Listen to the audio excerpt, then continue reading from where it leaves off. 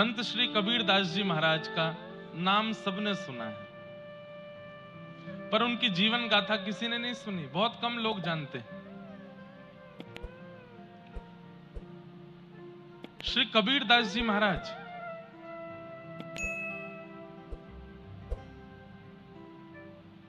माता पिता के गर्भ से जन्म नहीं हुआ उनका। कैसे प्रकट हुए? हमारे भारत के आचार्य परंपरा के एक आचार्य प्रवर परम पूजनीय प्रातस्मरणीय अनंत श्री विभूषित श्री रामानंदाचार्य जी महाराज, जगत गुरु श्री रामानंदाचार्य जी महाराज काशी में निवास करते थे। तो जब वो अपनी कुटिया पे बैठ करके भजन करते थे तो एक ब्राह्मण परिवार का एक व्यक्ति, उसका नियम था रोज पत्र पुष्प तोड़ करके ले जाना, श्री रामानंदाचार्य जी महाराज को प्रदान करना, ताकि वो अपनी सेवा में उसको प्रयोग में ले सकें। सब लोग इधर देखो, ध्यान से सुनो, ध्यान से सुनना। नित्य पुष्प तुलसी जो पूजा की सामग्री होती थी वो चयन करके वो ब्राह्मण देवता जाते और श्री रामानंदाचार्य जी को प्रदान करते। रामानंदाचार्य जी उससे अपनी पूजा अर्चना करते। एक दिन वो ब्राह्मण बहुत अस्वस्थ हो गया, जा नहीं पा रहा था, तो उसने अपनी एक बेटी को कहा कि तुम चले जाओ। दुर्भाग्य से उसकी जो बेटी थी वो बाल विवाह उसका हुआ था और वो बालक अवस्था में ही विधवा हो गई थी, उसके पति नहीं था। पिताजी ने कहा कि बेटी आज पत्र पुष्प तुम दे करके आओ महाराज जी को। वो बालिका निकली। श्री रामानंदाचार्य जी महाराज और भी कई संतों के ऐसे नियम होते हैं कि वो माताएं बहनों से पर्दे में ही मिलते हैं, सन्मुख नहीं मिलते। तो जैसे ही बालिका आई तो एक झीना सा पर्दा लगा हुआ था सामने। उन्होंने तुरंत अंदर से कहा, लाली पत्र पुष्प नीचे से दे दो बाहर। बालिका ने पर्दे के नीचे से पत्र पुष्प दे दिए। अब संतों का नियम होता है कि जब कोई माताएं आती हैं, बहनें आती हैं, तो कुछ ना कुछ प्रसाद जरूर देते हैं। बालक आवे, माताएं आवे, बहन आवे, संत जन कहते हैं रुक जाओ, कुछ लेके जाओ। तो रामानंदाचार्य जी बोले थोड़ी देर बैठो, कुछ प्रसाद देता हूं। अपने ठाकुर जी की आराधना करके ठाकुर जी को निवेदित किए गए जो पुत्र पुष्प थे उन्हीं को लेकर के कहा, बिटिया लाओ अपना पल्लू करो, हम देते हैं प्रसाद। अब उस बालिका ने जब पल्लू किया, पता नहीं रामानंदाचार्य जी के मन में क्या आया, और वो पत्र पुष्प देते हुए कह दिया, पुत्रवान भव।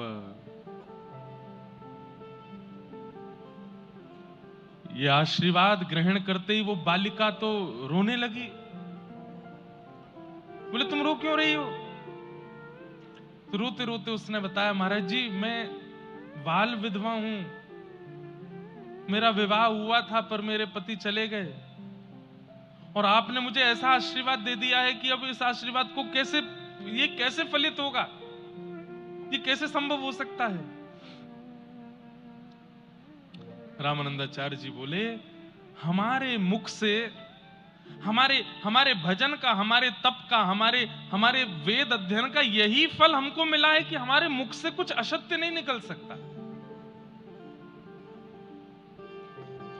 पता नहीं ठाकुर जी की कौन सी लीला घटने वाली है। पुत्री, अब ये बात निकली है तो पूर्ण तो होगी, तुम्हारे यहां पुत्र तो होगा। वो बालिका तो रोते हुए वहां से भागी अपने वो पल्लू लेकर के, लेकिन रामानंदाचार्य जी बड़ी चिंता में आ गए। ये रामानंदाचार्य जी कौन है बंधुओं? ध्यान से सुनिएगा। जितने भी आचार्य पधारे पृथ्वी पर, वे कोई ना कोई अवतार ही पधारे हैं। दक्षिण भारत में हमारे श्री भाष्यकार शेषावतार रामानुज स्वामी जी महाराज, जिनकी कृपा से आज तिरुपति बालाजी के दर्शन होते हैं, जिनकी कृपा से पद्मनाभ भगवान के दर्शन, जिनकी कृपा से श्री रंगम रंगनाथ भगवान के दर्शन होते हैं, ऐसे रामानुज स्वामी जी किनके अवतार हैं? भगवान के शेषनाग, वे ही आचार्य रूप में जीवाचार्य बनकर के पधारे। वे ही त्रेता में लक्ष्मण बने, द्वापर में बलराम बने और कलयुग में श्री रामानुजाचार्य बने।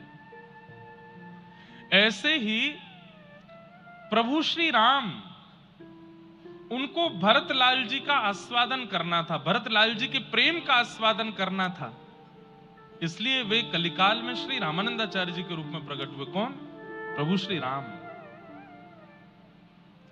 तो रामानंदाचार्य जी बड़ी चिंता में बैठे हैं कि ऐसा आशीर्वाद दिया है, अब ये फलित कैसे होगा।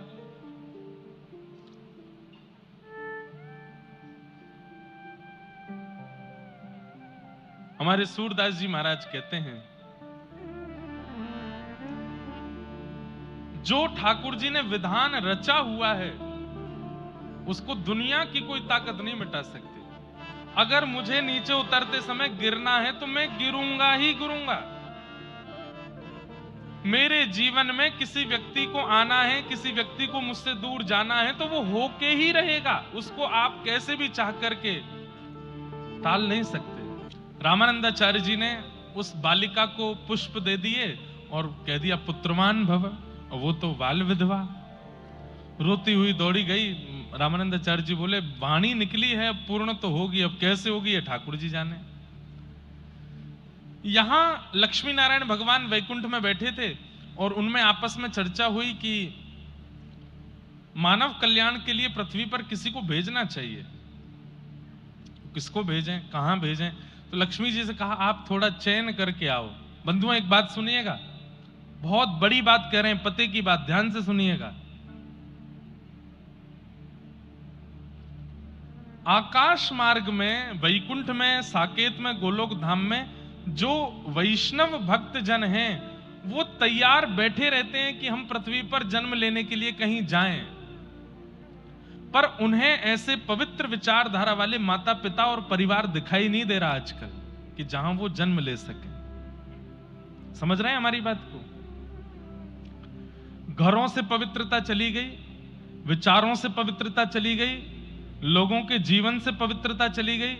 इतने अपवित्र आचरण में लोग जीव सब आ गए हैं कि अब आचार्य रूप को जन्म लेने की इच्छा तो हो रही है, पर उनको ऐसा पवित्र कुल मिल नहीं रहा है जहां वो जन्म ले सके। इसलिए मन को, बुद्धि को, घर को पवित्र कीजिए ताकि कोई आचार्य आपके परिवार को चुन ले और आपके घर के बालकों के विवाह के उपरांत जब उनके गर्भ में कोई संतान आवे तो वो कोई आचार्य ही आवे। तो लक्ष्मी जी को ठाकुर जी ने कहा आप पृथ्वी पर जाइए, देख करके आइए कोई उचित परिवार हो तो वहां मैं अपने किसी भक्त को भेजूं। तब लक्ष्मी जी भ्रमण करते करते करते करते काशी पहुंची। काशी में श्री रामानंदाचार्य भगवान विराजमान थे। लक्ष्मी जी के आते ही उन्होंने कैंकर्य किया, प्रणाम किया और कहा बड़े चिंतित हो आप, क्या बात है? तो रामानंदाचार्य जी बोले पराम्बा जगदम्बा श्री लक्ष्मी जी, मैं ये तो नहीं कहूंगा कि मुझसे एक अपराध हुआ, पर एक ऐसी घटना आज सुबह सुबह हो गई है कि मुझे लग रहा है वो घटना पूरी कैसे होगी। बोले क्यों? बोले एक बाल विधवा कन्या मेरे पास आई थी, मैं उसे पहचान नहीं पाया और मेरे मुख से निकल गया कि पुत्रवती भव, अब कैसे पुत्र होगा। लक्ष्मी जी ने कहा बस मैं समझ गई कैसे होगा। वही कन्या है और वही पवित्र है जिसके यहां पर ठाकुर जी का कोई भक्त आ सकता है। मुझे बताइए किसकी कन्या है? तो रामानंदाचार्य जी ने बताया वो कन्या है, उसकी कन्या है, ऐसे बस तुरंत लक्ष्मी जी पहुंची वैकुंठ और जाके ठाकुर जी से कहा मिल गया परिवार, मिल गई एक कन्या जहां पर आप अपने परम भक्त भागवत को भेज सकते हैं। तुरंत ठाकुर जी ने प्रहलाद जी का आवाहन किया और प्रहलाद जी महाराज से कहा हे श्री भक्त प्रहलाद, अब आपको धराधाम पर जाना है और जाकर के जीवों का कल्याण करना है। तब प्रहलाद जी ही श्री कबीरदास जी के रूप में पृथ्वी पे आए। कैसे आए? वो कन्या जो उसकी झोली में पुष्प पत्र डाल दिए थे उसको समेट करके घर की ओर जा रही थी, रो रही थी, मैं तो मुंह दिखाने लायक नहीं बची। पिताजी वैसे ही संकोच में रहते हैं कि मेरी पुत्री विधवा हो गई, अब ये संत ने ऐसा आशीर्वाद दे दिया है, इससे तो और ज्यादा कठिन हो गया, अब मैं क्या करूं। इतने में ही क्या हुआ, उसके हाथ में जो पल्लू था वो भारी होने लगा, इतना भारी हो गया, उसने जैसे ही हटा करके देखा तो पत्र पुष्प तो अंतर ध्यान थे, वहां एक छोटा सा बालक आ गए, श्री कबीरदास। अब तो वो कन्या इतनी घबरा गई, इतनी घबरा गई, बोले अब क्या करूं मैं, ये तो और बुरा हो गया मेरे साथ, मैं किसको बताऊंगी, कैसे बताऊंगी कि ये कहां से मिला बालक। तभी एक सरोवर के किनारे वो कन्या गई और उस बालक को वहीं छोड़ दिया और ठाकुर जी से क्षमा मांगने लगी, मुझे क्षमा कर दें प्रभु, मैं इसको स्वीकार नहीं कर पा रही हूं। सरोवर के किनारे छोड़ करके दया तो आ रही थी, लेकिन लोक लाज, सबसे बड़ा रोग क्या कहेंगे लोग, किस किस को सत्य बताती घूमूंगी, क्योंकि लोगों को तो उतना ही समझना है जितनी उनकी बुद्धि है। आप कितना भी सत्य बताते रहिए, लोग वो नहीं समझेंगे जो सत्य है, लोग वो समझेंगे जो वो समझना चाहते हैं। लोग वही स्वीकार करेंगे जो उनको प्रिय लगता है, समझने में अच्छा लगता है। कन्या ने विचार किया कि अगर मैं इस बालक को लेकर के गई, मैं कितना भी बोलूंगी कि रामानंदाचार्य जी ने आशीर्वाद देकर के दिया, पत्र पुष्प दिए, ये अपने आप बालक आ गया, कोई नहीं मानेगा। छोड़ दिया, एक सरोवर के तट पर छोड़ दिया। वो बालक गिरता गिरता गिरता सरोवर में जा गिरा। तभी एक कमल प्रकट हुआ, कमल के ऊपर वो बालक आ गया। सर्पों ने आकर के उस कमल को घेर लिया।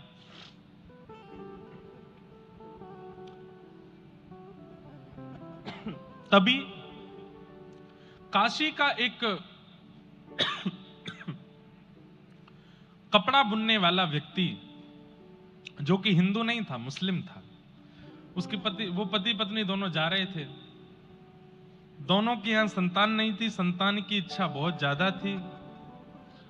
सरोवर के तट से निकलते समय उन्होंने जैसे ही देखा एक बालक, बोले देखो हमारे ईश्वर ने हमारी सुन ली, भले ही हमारी संतान नहीं हुई, लेकिन एक संतान बालक दी है। थोड़ी देर हम प्रतीक्षा करते हैं, अगर इसके माता पिता आ गए तो ठीक, नहीं तो हम इसको लेके चले जाएंगे। प्रतीक्षा की, कोई नहीं आया, तो उस बालक को लेकर के वे दोनों दंपति चले गए और उसका नाम कबीर रखा। कबीर ईश्वर के द्वारा जो प्रदत्त है वो कबीर है। बाल्यकाल से ही दिव्य चेष्टा, दूध पान नहीं किया। क्यों नहीं किया? क्योंकि मां को दुग्ध आता नहीं था और घर में भेड़ बकरियां थीं। मुसलमान का घर था तो वहां कोई गैया और ये तो थे नहीं, तो उनका भी दूध नहीं पिया, भेड़ बकरियों का भी। मुख खोलते ही नहीं थे, बस नेत्र बंद, मुख बंद, और बस बैठे बैठे बस श्वास चल रही है छोटे से बालक की। माता बड़ी घबराहट में आ गई, बोले ये कुछ खाता पीता नहीं है, इसको कोई नजर गुजर तो नहीं लगी। मौलवी के पास लेकर के गए, मौलवी से जाकर के कहा आप थोड़ा झाड़ फूंक कर दो। मौलवी ने झाड़ फूंक कर दिया, फिर भी खान पान शुरू नहीं हुआ। तो उन्होंने कहा तुमको कहां से मिला बालक? तुम्हारा ही बालक है? बोले नहीं हमारा तो नहीं है, ऐसे ऐसे हमको तो एक सरोवर पे मिला। बोले हो ना हो ये किसी हिंदू का बालक है, और हो ना हो किसी तपस्या से प्रकट हुआ बालक है, इसको पवित्र वस्तु सेवन का शायद अधिकार है। तुम एक काम करो, किसी हिंदू के घर से शुद्ध वेद लक्षणा गौ माता का दुग्ध और उनके भगवान का भोग लगाया हुआ लेके आके पिलाना है इसको, पीता है कि नहीं। तो कोई जानकार हिंदू थे, उनके घर जाके कहा कि आप शुद्ध गैया का दूध का भोग लगा के हमको दो। तो हिंदू भी आश्चर्य में पड़ गए, हमारे भगवान का लगा हुआ भोग तुम क्यों पियोगे? बोले कि कुछ काम है जरूरी। तो ठीक है, गैया का दुग्ध उसका भोग लगा करके जब दिया, तो दोनों पति पत्नी ने जाकर के जैसे ही कबीरदास जी के सन्मुख पधराया, नेत्र भी खुल गए, आंख प्रसन्न हो गए और तुरंत उस दुग्ध का पान कर लिया। पहली बार दुग्ध पान किया। मतलब आप एक चीज अनुभव करेंगे बंधुओं, ये तो कबीरदास हैं, पर हम सबके घरों में जन्म लेने वाले बालक भी अपने जन्म के कुछ वर्षों तक बड़े शुद्ध और सात्विक होते हैं। जैसे जब तक अन्नप्राशन नहीं होता तब तक बालक पयोव्रती होता है। पयोव्रती मतलब दूध पी करके रहने वाला, पयोव्रती होता है। उसके बाद हम उसको अन्न देना प्रारंभ कर भी देते हैं तो भी 5 साल 6 साल तक उस बालक का रुझान धार्मिक ही होता है। घर में कितना भी कुछ आप गाना चला दो, संगीत चला दो, कुछ भी चला दो, ठीक है, उसकी तरफ वो देखेगा जरूर, लेकिन आप मंदिर में घंटी बजाओ तो बालक के अलग ही कान खड़े होते हैं। दादी दादाजी मंदिर में पूजा करने जाते हैं तो वो बालक का रुझान उनके संग ही होता है, मंदिर जाने का होता है, मंदिर में बैठने का होता है, ठाकुर जी की आराधना देखने का होता है। लेकिन जैसे ही बालक 6-7 वर्ष का होता है फिर उसका रुझान खत्म होने लगता है। क्यों? उसका नहीं खत्म होता रुझान, हम खत्म करवाते हैं। मां खिचड़ी खिला रही है, नहीं खा रहा, टीवी चलाओ टीवी चलाओ, और टीवी पे गाने चला दिए, उल्टे सीधे गाने चल रहे हैं, उनको देख करके बालक खिचड़ी खा रहा है। बालक छोटे बच्चों के साथ खेलने लगता है, हम उसको समझाते हैं उसके बेटे के साथ नहीं खेलना, वो ऐसा है, वो गंदा है, वो गंदा बच्चा है। वो नहीं जानता गंदा बच्चा किसको कहते हैं, हम उसको बता देते हैं कि इसको गंदा बच्चा कहते हैं, इसको अच्छा बच्चा कहते हैं, ये अच्छी आंटी है, ये बुरी आंटी है। उसके मन में विकार थे ही नहीं, किसने डाल दिए? हमने डाले। कबीर दास जी को ठाकुर जी का प्रसादी दूध जैसे ही दिया उन्होंने तुरंत स्वीकार किया और पहली बार उन्होंने पयो व्रत को तोड़ा।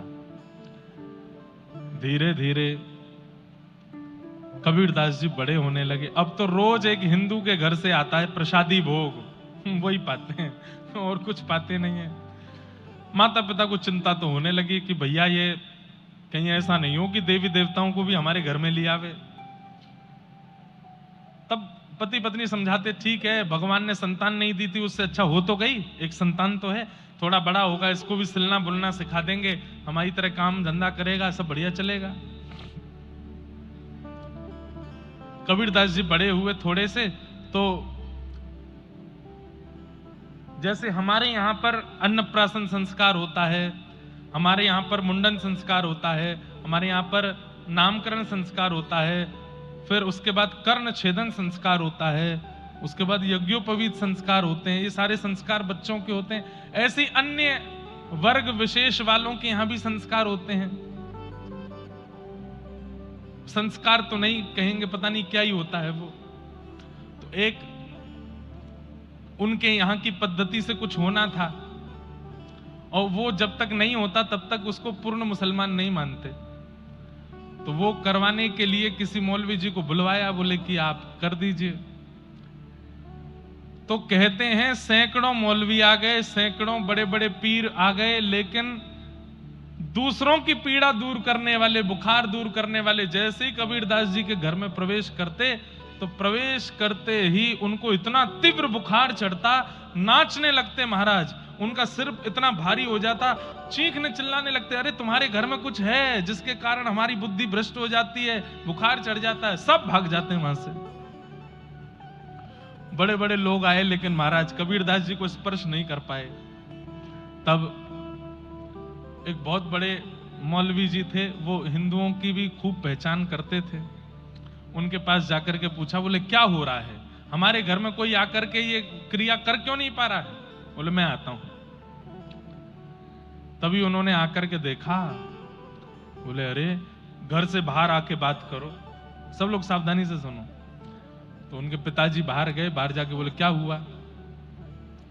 बोले तुम्हारा बालक किसी बानर की गोद में बैठा है और वो बानर हाथ में एक बड़ी सी गदा लेकर के बैठा है। जैसे ही हम भीतर गए तो हमको दिखाने लगा ऐसे और दूर भगाने लगा, वो किसी बानर की गोद में बैठा है। बोले कौन बानर है? बोले कि हिंदुओं का एक देवता है हनुमान जी, ही उनकी गोद में बैठे हैं, वो तुम्हारे बालक की रक्षा कर रहे हैं। भैया सुनो हमारी बात। बोले क्या? बोले काटा पीटी करके इसको कोई और मत बनाओ, ये जो है इसको वही रहने दो। इसको ठाकुर जी ने बना के भेजा है, ये परमात्मा ईश्वर ने इसको बना के भेजा है, ये और कुछ करके तुम इसको कुछ करने का प्रयास मत करो, ये जो है इनको वही रहने दो। माता पिता बोले ठीक है। कबीरदास जी धीरे धीरे थोड़े बड़े हो गए, अपने घर में रहते और कभी कभी ध्यान लगाने के लिए बैठ जाते। एक दिन माताजी चक्की पीस रही थी, उसमें गेहूं डाल रही थी। कबीरदास जी आए और आकर के बोले, मां ये तुम इतने सारे गेहूं अंदर डालती हो, सब कहां चले जाते हैं? तो मां ने बताया, सब पिस करके बाहर आ जाते हैं। तुरंत कबीरदास जी बोले, ओहो, तो यही तो दुनिया का चक्र है मां। ये दो पाटे हैं और इन दो पाटों के बीच में तुम जितने गेहूं डालते हो सब पिस करके आटा बन जाते हैं। ठीक वैसे ही मैया, ये आकाश भी ऊपर वाला पाटा है, पृथ्वी नीचे वाला पाटा है। इन दोनों के चक्र में मैं, आप और ये पूरी दुनिया पिस रही है मां। हम सब पिसने के लिए आए हैं यहां पर, कोई नहीं बचेगा। एक दाना भी अगर इस पाटे के अंदर चला जाता है तो पिस करके ही निकलता है। पिसना मतलब दुख, दारिद्र, संकट, कष्ट ये होंगे ही होंगे जीवन में। जन्म लिया है पृथ्वी पर और इनसे कोई बचा हुआ है ऐसा कोई व्यक्ति नहीं हो सकता। सबके जीवन में कष्ट, दुख, दारिद्र, पीड़ा सब आता है। तभी मां बोली, नहीं कुछ दाने बच जाते हैं। बोले, कौन, कहां है मां? मुझे तो सब पिसे हुए दिख रहे हैं। तो मां ने पाटे उठा करके दिखाया तो बीच में एक लोहे का कुछ डंडा था, उसके नीचे 2-3 दाने बच गए। बोले, ये बचे हुए। तुरंत कबीरदास जी के नेत्र सजल हो गए। बोले कि मां अब मैं समझ गया। बोले, क्या? इस पृथ्वी रूपी चक्की में सब आते हैं, आकाश और पृथ्वी के चक्के में सब पिसते चले जाते हैं, लेकिन ये बीच में एक लोहे का तंतु है, इसके नीचे जो छुप जाता है उसको ये पृथ्वी और ये आकाश और ये सब पिसा नहीं पाते। ये तंतु ही श्री गुरुदेव के चरणारविंद हैं। जो इन गुरुदेव के चरणारविंदों के नीचे आ जाता है, जो राम नाम के चरणारविंदों के नीचे आ जाता है, जो ठाकुर जी के आश्रय के नीचे आ जाता है, मां वो 2-4 ही होते हैं। हजारों डाले जाते हैं दाने पर, 2-4 ही बच पाते हैं। वो 2-4 वही बचते हैं जो ठाकुर जी के चरणाश्रित हो जाते हैं। चलती चाकी देख के देत कबीरा रोए, 2 पाटन के बीच में साबुत बचा न कोई।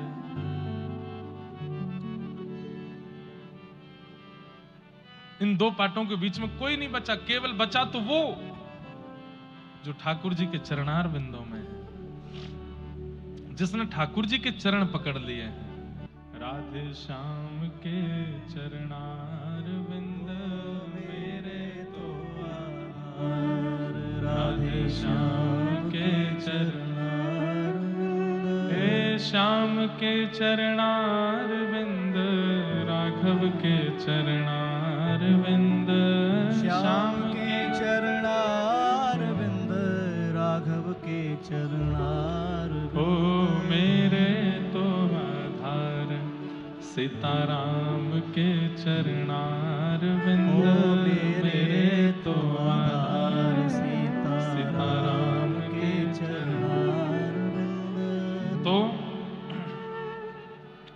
कबीरदास जी ने जब देखा कि सब पिस गए हैं, लेकिन जो उस चक्की के भीतर एक लकड़ी के नीचे अब छुप जाता है या आश्रय ले लेता है, उसको कोई नहीं पीस पाया।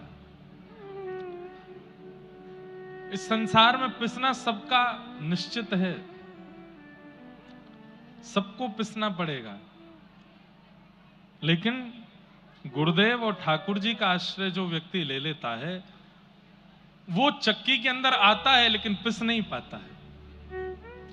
चक्की के अंदर पिसने का अभिप्राय क्या है, तात्पर्य क्या है? पूर्ण रूपेण संसार के बंधनों में बंध जाना ही चक्की में पिसना है। अब देखो, एक बात आपको बहुत पते की बता रहे हैं, इधर देखो सब लोग ध्यान से सुनो। कई लोग कथा में बैठे हैं, वो लोग जब कथा के भाव सुनते हैं तो उनके मन में आता है कि ये महाराज जी 25 साल पहले क्यों नहीं आए हमारे जीवन में। 25 साल पहले हमने ये बातें सुन ली होती तो फिर बहुत कुछ सुधर गया होता। अब तो हमने ये भी बंधन कर लिया, अब तो हमने वो भी बंधन कर लिया, इतना कुछ बिगाड़ लिया, अब तो कुछ समझ ही नहीं पा रहा है। इसका मतलब क्या है? जिनके मन में ये भाव आता है ना कि यार 25 साल पहले हो जाता तो बढ़िया रहता, तब थोड़े समझ जाते हैं हम। हमें कोई इतनी बातें बता देता, इतना समझा देता, इतना व्यवस्थित कर देता, तो हम शायद इतने बिगड़ ना पाते। पर वास्तविकता यह है, जो ऐसा सोच रहे हैं वो पिस चुके हैं। अब कोई चारा नहीं है, अब पिस गए आप। पर जितने युवा भाई बहन बैठे हैं कथा में, अब उनके माता पिता कहते हैं भाई तू तो समझ सकता है, तू तो संभल सकता है अभी भी, लेकिन युवाओं के ऊपर अलग ही रंग चढ़ा होता है। ठीक है, हमें मत समझाओ, हम देख लेंगे, हमें जो करना है। पर आगामी 25 साल बाद जो आज कथा युवा सुन के जा रहे हैं, वो भी यही कहने वाले हैं कि यार उस समय मान ली होती बात, तो इस संसार चक्र में हम भी बच गए होते। बहुत तगड़ा चक्र है और इसमें पिस ही गए हैं। और इसका उदाहरण दें, महाभारत युद्ध में कौरवों के पिताजी, क्या नाम है उनका, क्या नाम है? धृतराष्ट्र। धृतराष्ट्र को किसी ने जाकर के समझाया कि तुम जो कर रहे हो वो अधर्म है। तो धृतराष्ट्र क्या उत्तर देते हैं कि जानामि धर्मम न च मे प्रवृत्ति, जानाम्य धर्मम न च मे निवृत्ति। मैं जानता हूं कि धर्म क्या है और मैं जानता हूं कि अधर्म क्या है, पर जानते हुए भी कि ये धर्म है, मैं पता नहीं क्यों कर नहीं पा रहा हूं, और जानते हुए कि जो कर रहा हूं वो अधर्म है, उसको छोड़ नहीं पा रहा हूं। और अब बहुत देर हो चुकी है, अब मैं इस चक्र से निकल नहीं पाऊंगा, अब तो नाश होकर के ही मेरा कल्याण होगा। इसका मतलब क्या है? वो जानते थे कि अब मैं फंस गया हूं इस संसार चक्र में, अब तो पिस करके ही निकल पाऊंगा बाहर। कुंभकर्ण जब समझाते हैं रावण को, तो कुंभकर्ण कहते हैं भैया तुमने संतों के यज्ञ में विघ्न किया, तुमने ऐसा किया वैसा किया, यहां तक भी बात ठीक थी, लेकिन किसी की पर स्त्री का अपहरण किया, ये अच्छा नहीं किया भैया, ये अच्छा नहीं। अगर आप युद्ध जीत भी गए तो भी इसका परिणाम लंका को भोगना पड़ेगा, आज नहीं तो कल, कल नहीं तो परसों। भैया ये काम आपने अच्छा नहीं किया। तब रावण कहता है मैं जानता हूं कि मैंने अपराध किया,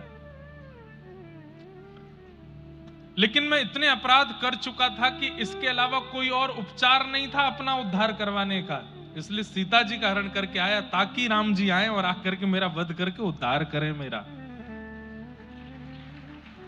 नहीं तो मेरे उद्धार का और कोई रास्ता मुझे दिख नहीं रहा है। क्यों? पिस गया हूं मैं भी संसार में। अब मैं अगर ये सोचूं कि भाई रावण तू बद्रीनाथ चला जा, अब जाके भजन कर ले, तू गंगा तट पर जाके, अब ये हो नहीं पाएगा। अब तो एक ही उपचार है कि मैं इतना क्रूर हो जाऊं कि ठाकुर जी को आना पड़े मेरा वध करने। तो कई लोग ऐसे हैं जिनकी आयु निकल गई हाथ से, 40, 50, 55, 60 के हो गए।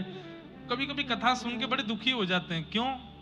महाराज जी 25 साल पहले हमको किसी ने नहीं बताई ये बातें, नहीं तो हम समझ जाते।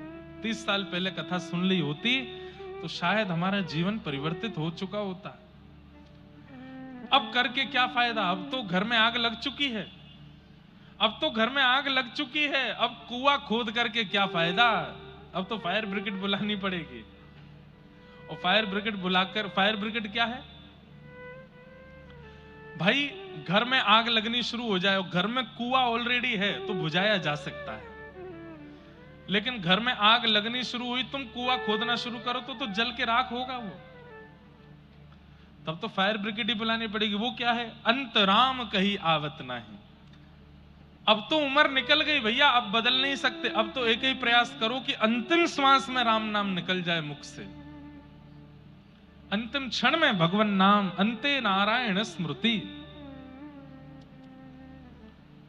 वही आपका उद्धार कर पाएगा। पर युवाओं के पास, बालकों के पास अब भी समय है, वे सुधर जाएं, अपने विचारों को, अपनी क्रियाओं को, अपनी मनस्थिति को पवित्र कर लें, अपने आहार विहार आचरण को शुद्ध कर लें। मैं ऐसा नहीं कहता कि वो कॉलेज के फंक्शन, यूनिवर्सिटी के जो बड़े बड़े फेस्ट होते हैं उनमें जाओ, बाहर से सबको ऐसे दिखाओ कि भाई तुमसे ज्यादा संसारी कोई नहीं, पर अंदर से परम वैष्णव रहो, परम भक्त रहो, शुद्ध आचरण, शुद्ध बुद्धि का पालन करो।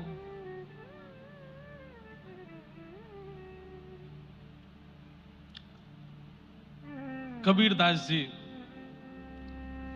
जी को अपना कबीरो लिखना भी नहीं आता था, पर इतने बड़े कवि हो गए क्योंकि वो जब बोलते थे उनके मुख से निकलने वाले शब्द आभा मंडल को प्रभावित करते थे, और उसी को सुन सुन करके लोगों ने कबीरदास जी की पंक्तियों को लिख दिया दुनिया में। बाकी कबीरदास लिखना नहीं जानते थे, राम बोलते थे। थोड़े और बड़े हुए कबीरदास, पिताजी इनको लेकर के गए कहां? मदरसा पढ़ाने के लिए। मदरसा में मौलवी जी ने इनको ले लिया भीतर, लाओ हम पढ़ाएंगे इनको। मौलवी जी पढ़ा रहे थे, पढ़ाते पढ़ाते कोई काम आ गया तो बच्चों को बोले तुम लोग तैयारी करो, मैं अभी आता हूं। बाहर गए तो कबीरदास जी ने सारे बच्चों को राम राम राम बोलना सिखा दिया। बोलो बच्चों राम राम। अब सारे वहां पर जो मदरसे में बच्चे पढ़ने आए वो सब राम राम राम राम राम उच्चारण करने लगे। कबीरदास जी बोले ऐसे नहीं, नेत्र बंद करो, मेरुदंड कमर का सीधा करो, दोनों भुजाओं को बिल्कुल ऐसे रखो। बोले इससे क्या होगा? बोले इससे वो ईश्वर, वो परमात्मा जिसके हमारी माता पिता आराधना करते हैं उसका दर्शन होगा। बोले अच्छा, और क्या होगा? बोले वो ईश्वर मिल जाएगा तो जो चाहोगे तुमको खिलाएगा, जो चाहोगे पिलाएगा। सब बच्चे आकर्षित हो गए बात से। बाल चेष्टा, बालकों को जैसा बता दो, उनके अंदर छल नहीं है ना, उनके अंदर कपट नहीं है, वो विश्वास से युक्त होते हैं। छोटे बच्चों की एक खूबी होती है, उनमें विश्वास की पराकाष्ठा 99% होती है। उनको अगर बोल दो तू सो जा, शाम को तुझे बाजार लेके जाएंगे, तो सो जाएगा, क्योंकि विश्वास इतना करते हैं वो। देख तू खा लेगा ना, हाँ तू खा लेगा तो फिर तेरे को कल वो वाला टॉय दिलाएंगे, तो तुरंत खा लेता है। क्यों? विश्वास की पराकाष्ठा 99% होती है। फिर हम ही छल करके, कपट करके, उसकी इच्छाएं पूरी ना करके, उसको विश्वास को तोड़ करके उसको कपटी बना देते हैं। उसको बार बार हम जब विश्वास दिलाते हैं कि हम ऐसा करेंगे, तू करेगा तो हम ऐसा, और नहीं करते तो धीरे धीरे उस बच्चे को समझ आने लगता है कि ये झूठ है, ये कपट है, और फिर वह भी वो करना सीख जाता है। भैया ये परिवार चार दीवारी के भीतर वाला ही बच्चे का निर्माण करता है। कोई समझे तो सही, कोई परखे तो सही। बाद में फिर रोते हैं 15-16 साल की अवस्था में, ये बच्चा ऐसे कैसे बिगड़ गया। वो बिगड़ा नहीं है, उसकी बचपन में आपने ऐसी क्रियाएं की हैं कि उसकी बुद्धि ऐसी हो गई।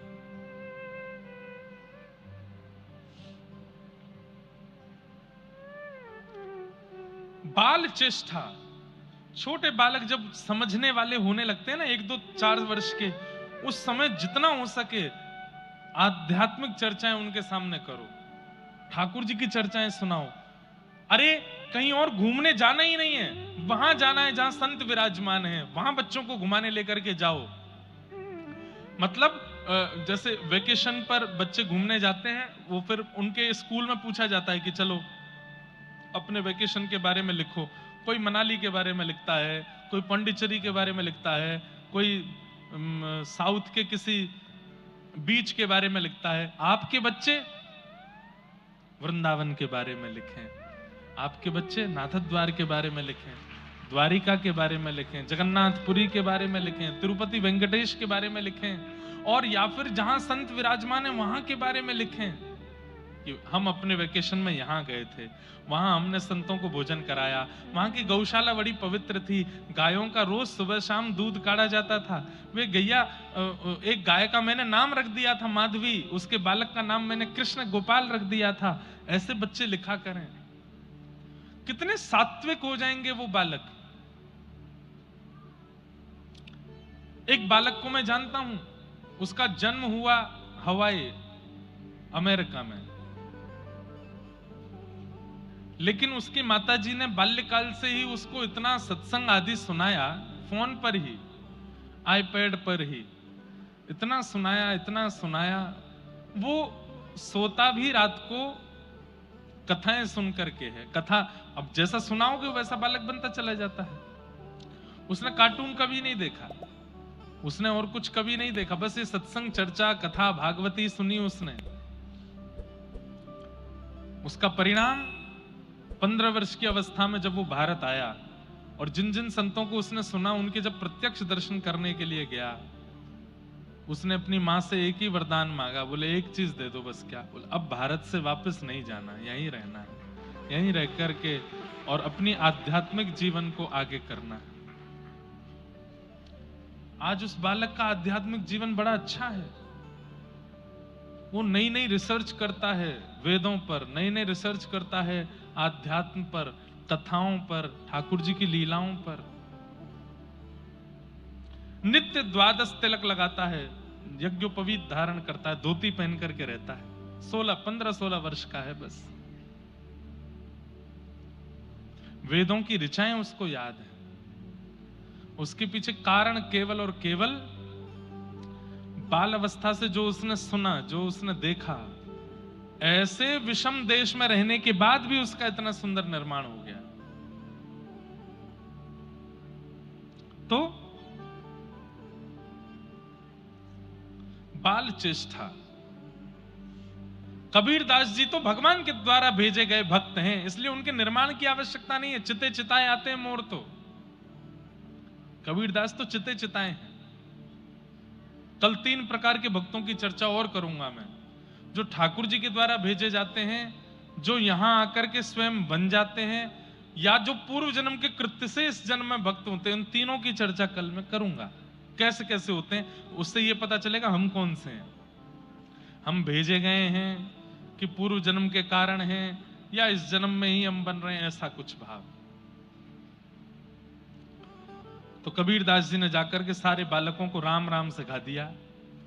थोड़ी देर बाद मौलवी जी आए, आकर के बोले, हाँ जी सब बालकों, जो तालीम हमने तुमको दी सुनाओ। सब बालक बोले राम राम राम राम राम राम राम राम, जय सिया राम, जय श्री राम, जय सिया राम। उछल उछल के नाचने लगे, कीर्तन करने लगे। मौलवी जी तो अपनी टोपी पकड़े, दाढ़ी खींचे, ये क्या हो रहा है? पूरे मदरसे में महाराज हल्ला मच गया। कौन सिखा करके गया तुमको ये काफिरों के भगवान का नाम क्यों बोल रहे हो? बोले इसने सिखाया। बोले किसने? पहला दिन है विद्यालय में। कौन है? बोले कबीर। कबीर दास जी के पिताजी लेने के लिए आए। मौलवी जी पहले ही बाहर ही खड़े थे कबीर का हाथ पकड़ के। पिताजी बोले क्या बात है आप? बोले इसको ले जाओ, जीवन में कभी मत भेजना यहाँ पे, इसको पढ़ाना ही नहीं है हमको, हम पढ़ा ही नहीं सकते, हम तुम्हारे हाथ जोड़ रहे हैं, इसको लेके जाओ यहाँ से। बोले इसने किया क्या? बोले ये खुद सीखने आया, ये पहले दिन में इसने पूरे मदरसे में सबको राम राम सिखा दिया। एक दिन में जब इतना कर सकता है तो ये 1 आध साल पढ़ लिया यहाँ पे, तो ये तो यहाँ भीतर से सब भगवाधारी बना के निकालेगा। इसको लेके जाओ यहां से। पिताजी नाराज हो गए कबीरदास पर। अरे तू घर में कर ले जो तुझको करना है, कम से कम हमारी जगत बदनामी तो मत करवा।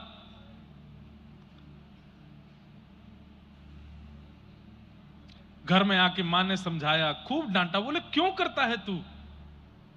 तुझे क्यों नहीं समझ में आता? ये अच्छी बात नहीं है जो तू कर रहा है।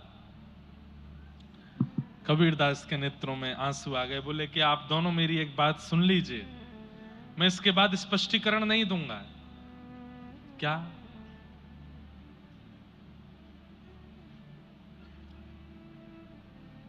माई मोहे एक राम सो काम, माई मोहे एक राम सो काम, झूठो है सारा जग कितना झूठा है, सारा जग कितना झूठा है सारा जग कितना झूठा है सारा जग कितना, यहाँ नहीं है कोई अपना, यहाँ नहीं है कोई अपना। माई मेरे एक राम सो का, माई मेरे एक राम सो का। जब कबीरदास से बोलने लगे, खड़ी खड़ी इनकी मां रोने लगी और वो बात मुख से निकलने लगी जो कभी कोई मां अपने बालक के लिए नहीं सोच सकती। क्या? ये 2 अक्षर तेरे मुख से निकलते हैं तो मेरे मन में आता कबीर कि तू मर क्यों नहीं जाता, तू जीवित क्यों है? ऐसा बालक क्यों है हमारे घर में जो ऐसी बात करता है? थाड़ी रोए कबीर की मैया, थाड़ी रोए कबीर की मैया, थाड़ी रोए कबीर की मैया, थाड़ी रोए कबीर की मैया। और क्या कहे? ए लड़का क्यों जीवे खुदैया, ये लड़का क्यों जीवे खुदैया। अरे ये जीता क्यों है? इसके प्राण क्यों नहीं चले जाते? इसके बचपन से अब तक सब ऐसे कारनामे करता है, राम बचता है। इसके पास कोई मौलवी आने में डरते हैं, क्यों? कहते हैं कोई बानर की गोद में बैठता है। अरे कुछ भी खाता पीता नहीं है, हिंदुओं के घर से उनके देवताओं को भोग लगा करके लाओ, वो खाता है, वही पीता है। कहत कबीर सुनो री मैया, कहत कबीर सुनो री मैया। देवन हारा त्रिभुवन राय, देवन हारा त्रिभुवन राय। अरे मैया मेरे चित्त में कौन बैठा है? बोले त्रिभुवन राय। राय कहते हैं राजा को। इस त्रिभुवन का राजा मेरे चित्त में बैठा है। उससे बड़े बड़े देवता हार गए तो आप तो एक मैया हो बस। वो जिसके चित्त में बैठ जाते हैं उसकी विजय निश्चित है मां। मेरे चित्त में राम बैठे, अब वो नहीं जाएंगे यहां से।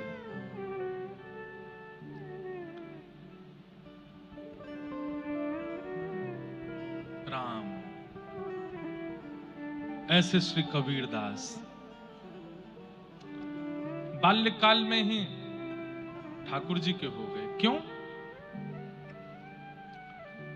क्योंकि ठाकुर जी ने ही भेजा है। अच्छा, सूरदास जी के पद, मीराबाई के पद, अन्य अन्य भक्तों के पदों में आपको लीलाओं के दर्शन होंगे। ठाकुर जी की लीला, ठाकुर जी के रस का आस्वादन होगा।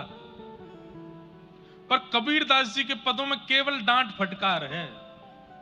सबको सिखाने के लिए आए हैं कबीरदास। ठाकुर जी ने इनको केवल शिक्षा देने के लिए भेजा, दुनिया को सिखा के आओ। इसलिए कबीरदास जी के पदों में ज्यादा रस, ज्यादा लीला, ज्यादा भाव, ये सब नहीं है। एक कबीरदास जी का बहुत अच्छा पद है, सुनाऊं। हाँ, ये डर लागे और हंसी आवे, अजब जमाना आया रे। डर लागे और हंसी आवे, अजब जमाना आया रे। कबीरदास, अब मुझे सन तो नहीं पता कितने साल हो गए उनको, पर 500 के आसपास वर्ष हो गए होंगे कबीरदास को पृथ्वी पर आए हुए, और पुराने हो गए होंगे। लेकिन इतने साल पहले कबीरदास जी जो लिख करके गए वो आज भी हो रहा है दुनिया में। सब लोग मेरे पीछे गाना। डर लागे और हंसी आवे, अजब जमाना आया रे। डर लागे और हाँसी आवे। अजब जमाना यारे। ओ डर लागे और हाँसी आवे, अजब जमाना आया रे। डर लागे और हाँसी आवे, अजब जमाना आया रे। धन दौलत ले माल खजाना, धन दौलत ले माल खजाना, वैश्या नाच नचाया रे। वैश्या नाच नचाया रे। और मुट्ठी भर अन्न साधु मांगे, मुट्ठी भर अन्न साधु मांगे, कहीं लाज नहीं आया रे। कहीं लाज नहीं आया रे। क्या कह रहे हैं कबीरदास? बोले इतना धन कमाते हैं, इतना दौलत कमाते हैं, इतना सब साम्राज्य अपना बना लेते हैं, उनको अपने मनोरंजनों में व्यय करने में किसी को लज्जा नहीं आती। बड़े पर्दे पर फिल्म सितारों को देखने के लिए जाने के लिए 5,000 भी खर्च करने पड़े तो कर देते हैं। अपने लिए कुछ भी खरीदना है, कुछ भी लेना है, खाना है, पीना है, उसको करने में कोई दिक्कत नहीं होती। लेकिन मुट्ठी भर अन्न भी यदि कोई मांगता है, कोई याचक आ जाता है कि हमें थोड़ा सा दे दो, तो उसको ऐसा फटकार के भगा देते। शर्म नहीं आती है? मांगते डोलते हो दर दर पे, भागो यहां से। बोले अपने सुख के लिए दुनिया भर में कुछ भी करने पर, धन व्यर्थ करने में लोगों को शर्म नहीं आती। और अगर कोई याचक आ जाए तो उसको समझाते हैं कि अरे हाथ पैर दिए भगवान ने, कर्म करो, कमा के खाओ, मांगते क्या डोलते हो। दान नहीं करते हैं, पुण्य नहीं करते हैं, केवल और केवल अपने ऊपर। देखो एक बात कहें आपको, जो व्यक्ति खूब दान करे, खूब पुण्य करे, खूब परोपकार करे, उसको अधिकार है अपने ऊपर भी खूब खर्च करे। लेकिन बिना दान पुण्य किए अगर केवल अपने ऊपर व्यय करता रहता है, ऐसे व्यक्ति की फिर एक समय आने पर बुद्धि विकृत होने लगती है। डर लागे और हाँसी आवे, अजब जमाना आया रे। डर लागे और हाँसी आवे, अजब जमाना। और अगली बात सुनो, बहुत अच्छी बात है अगली। कुछ लोगों को हो सकता है इससे कुछ समझ में आवे, कथा में बैठे हुए भी।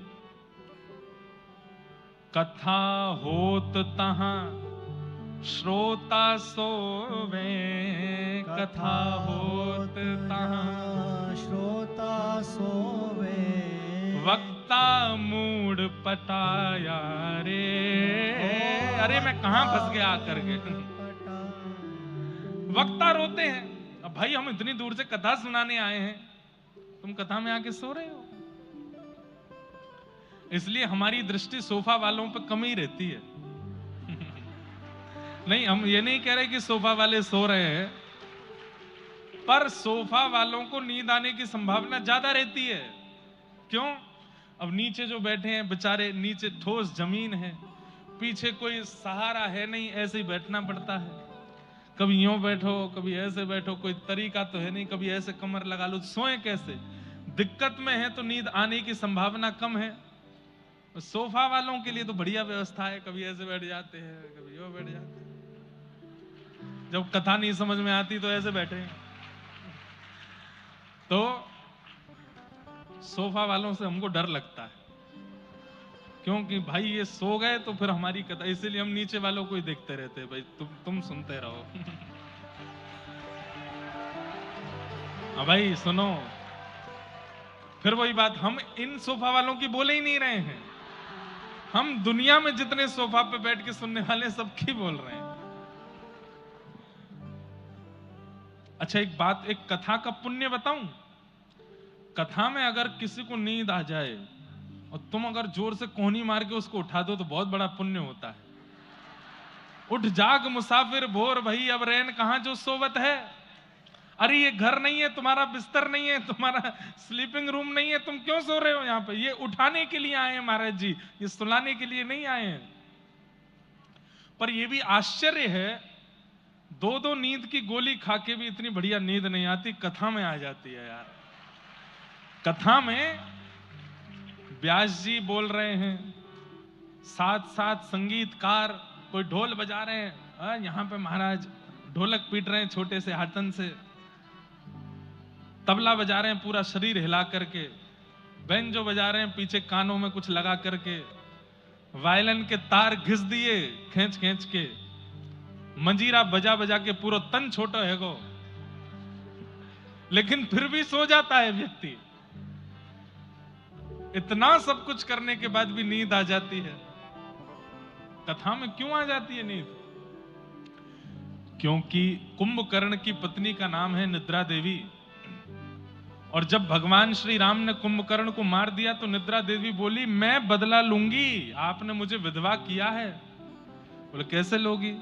बोले आपके वैकुंठ कौन जाता है, साकेत कौन जाता है? बोले जो कथा सुनते हैं, अपना जीवन पवित्र करते हैं। तो बोले बस कथाओं में जाके मैं ही डोलूंगी, घर में मुझको बुलाएंगे मैं वहां नहीं जाऊंगी, कथाओं में मेरा पूर्ण निवास होगा। जैसे ही कथा में आके श्रोता बैठेगा उसके सिर पर मैं बैठ जाऊंगी, वो सो जाएगा, कथा सुन ही नहीं पाएगा, कल्याण कर ही नहीं पाएगा, तो वैकुंठ में ताला लगेगा, मेरा बदला पूरा। भगवान बोले हम भी तुमसे बदला ले लेंगे क्या? हम व्यास जी से कहवा देंगे कि जो सोए उसके बगल वाला अगर कोहनी मार के उठाए तो उसको पुण्य मिलेगा। तो बोले बगल वाले तो उठाएंगे तो किसी को सोने ही नहीं देंगे। चेन्नई में कोई नहीं सोया अभी तक, सब जागे ही हैं। वैसे एक बात बोले, हमारी कहीं भी कथा होती है सोने वाले लोग कम ही आते हैं, पर दो चार लोग हैं उनकी आदत ही बन गई है, 25 साल से कथाओं में सो ही रहे हैं, तो वो तो सो ही जाते हैं, पर उनका क्या करें। पर कथा में कुछ नियमों का ध्यान बहुत रखना पड़ता है, रखना चाहिए। सबसे पहला, वक्ता जब आके बैठे और जब तक बैठे हैं वो जैसे हैं वैसे ही हमको रहना चाहिए। वो पानी नहीं पीते तो हमको भी नहीं पीना चाहिए, वो अपने एक आसन पर बैठे तो हमको भी एक ही आसन पर रहना चाहिए, वो हिलते डुलते नहीं है तो हमको भी नहीं हिलना डुलना चाहिए, वो फोन नहीं चला रहे हैं तो हमको भी नहीं चलाना चाहिए। वक्ता जो करे वो ही श्रोता को करना चाहिए, वक्ता जो नहीं करे वो नहीं करना चाहिए। अब दुनिया के सारे जरूरी काम आपके पास ही थोड़े ही हैं, हमारे पास भी है। लेकिन मजाल है कि अगर मैं 4 बजे मंच पर बैठा और 5:30 बजे अगर प्रधानमंत्री जी का फोन आ जाए कि हमको बात करनी है, नहीं कर सकता, 7 बजे तक प्रतीक्षा करनी पड़ेगी। कई हमारे भारत के ऐसे वक्ता हैं, व्यास मंच पर बैठे थे और घर में कोई घटना हो गई और उनको किसी ने संकेत रूप से कह दिया कि महाराज जी ऐसा ऐसा हुआ, अभी तो कथा प्रारंभ हुई है, अब तो पूरी करके ही उठूंगा, मैं यहां से नहीं उठ सकता। तो सारे जरूरी काम आपके पास ही थोड़ी हैं, हमारे पास भी हैं। पर कथा से जरूरी कुछ भी नहीं है, कथा से जरूरी परिवार भी नहीं है, कथा से जरूरी बच्चे भी नहीं है, कथा से जरूरी पत्नी भी नहीं है, माता पिता भी नहीं है, परिवार की कोई स्थिति कथा से ज्यादा जरूरी नहीं है। इसीलिए पूरा पुण्य कथा का वक्ता को ही मिलता है, श्रोताओं को नहीं मिलता। क्यों? अरे पड़ोसी का फोन आ जाए तो उठाने के लिए बाहर चले जाते हैं, बीच में उठ के। जरा सी प्यास लग जाए तो पानी पीने के लिए भागते हैं, जरा सी तलब चढ़ गई तो चाय पीने चले जाते हैं। तो फिर श्रोता वक्ता में श्रेष्ठ तो वक्ता ही माना जाएगा। वक्ता की तरह श्रोता को रहना चाहिए कि जब ये नहीं हिलते, ये नहीं डुलते, ये नहीं कुछ खाते, ना कुछ पीते, ना कुछ करते, ना फोन उठाते, ना किसी से बात करते, तो हम क्यों करें? जब इनके लिए इतनी जरूरी कथा है तो हमारे लिए क्यों नहीं?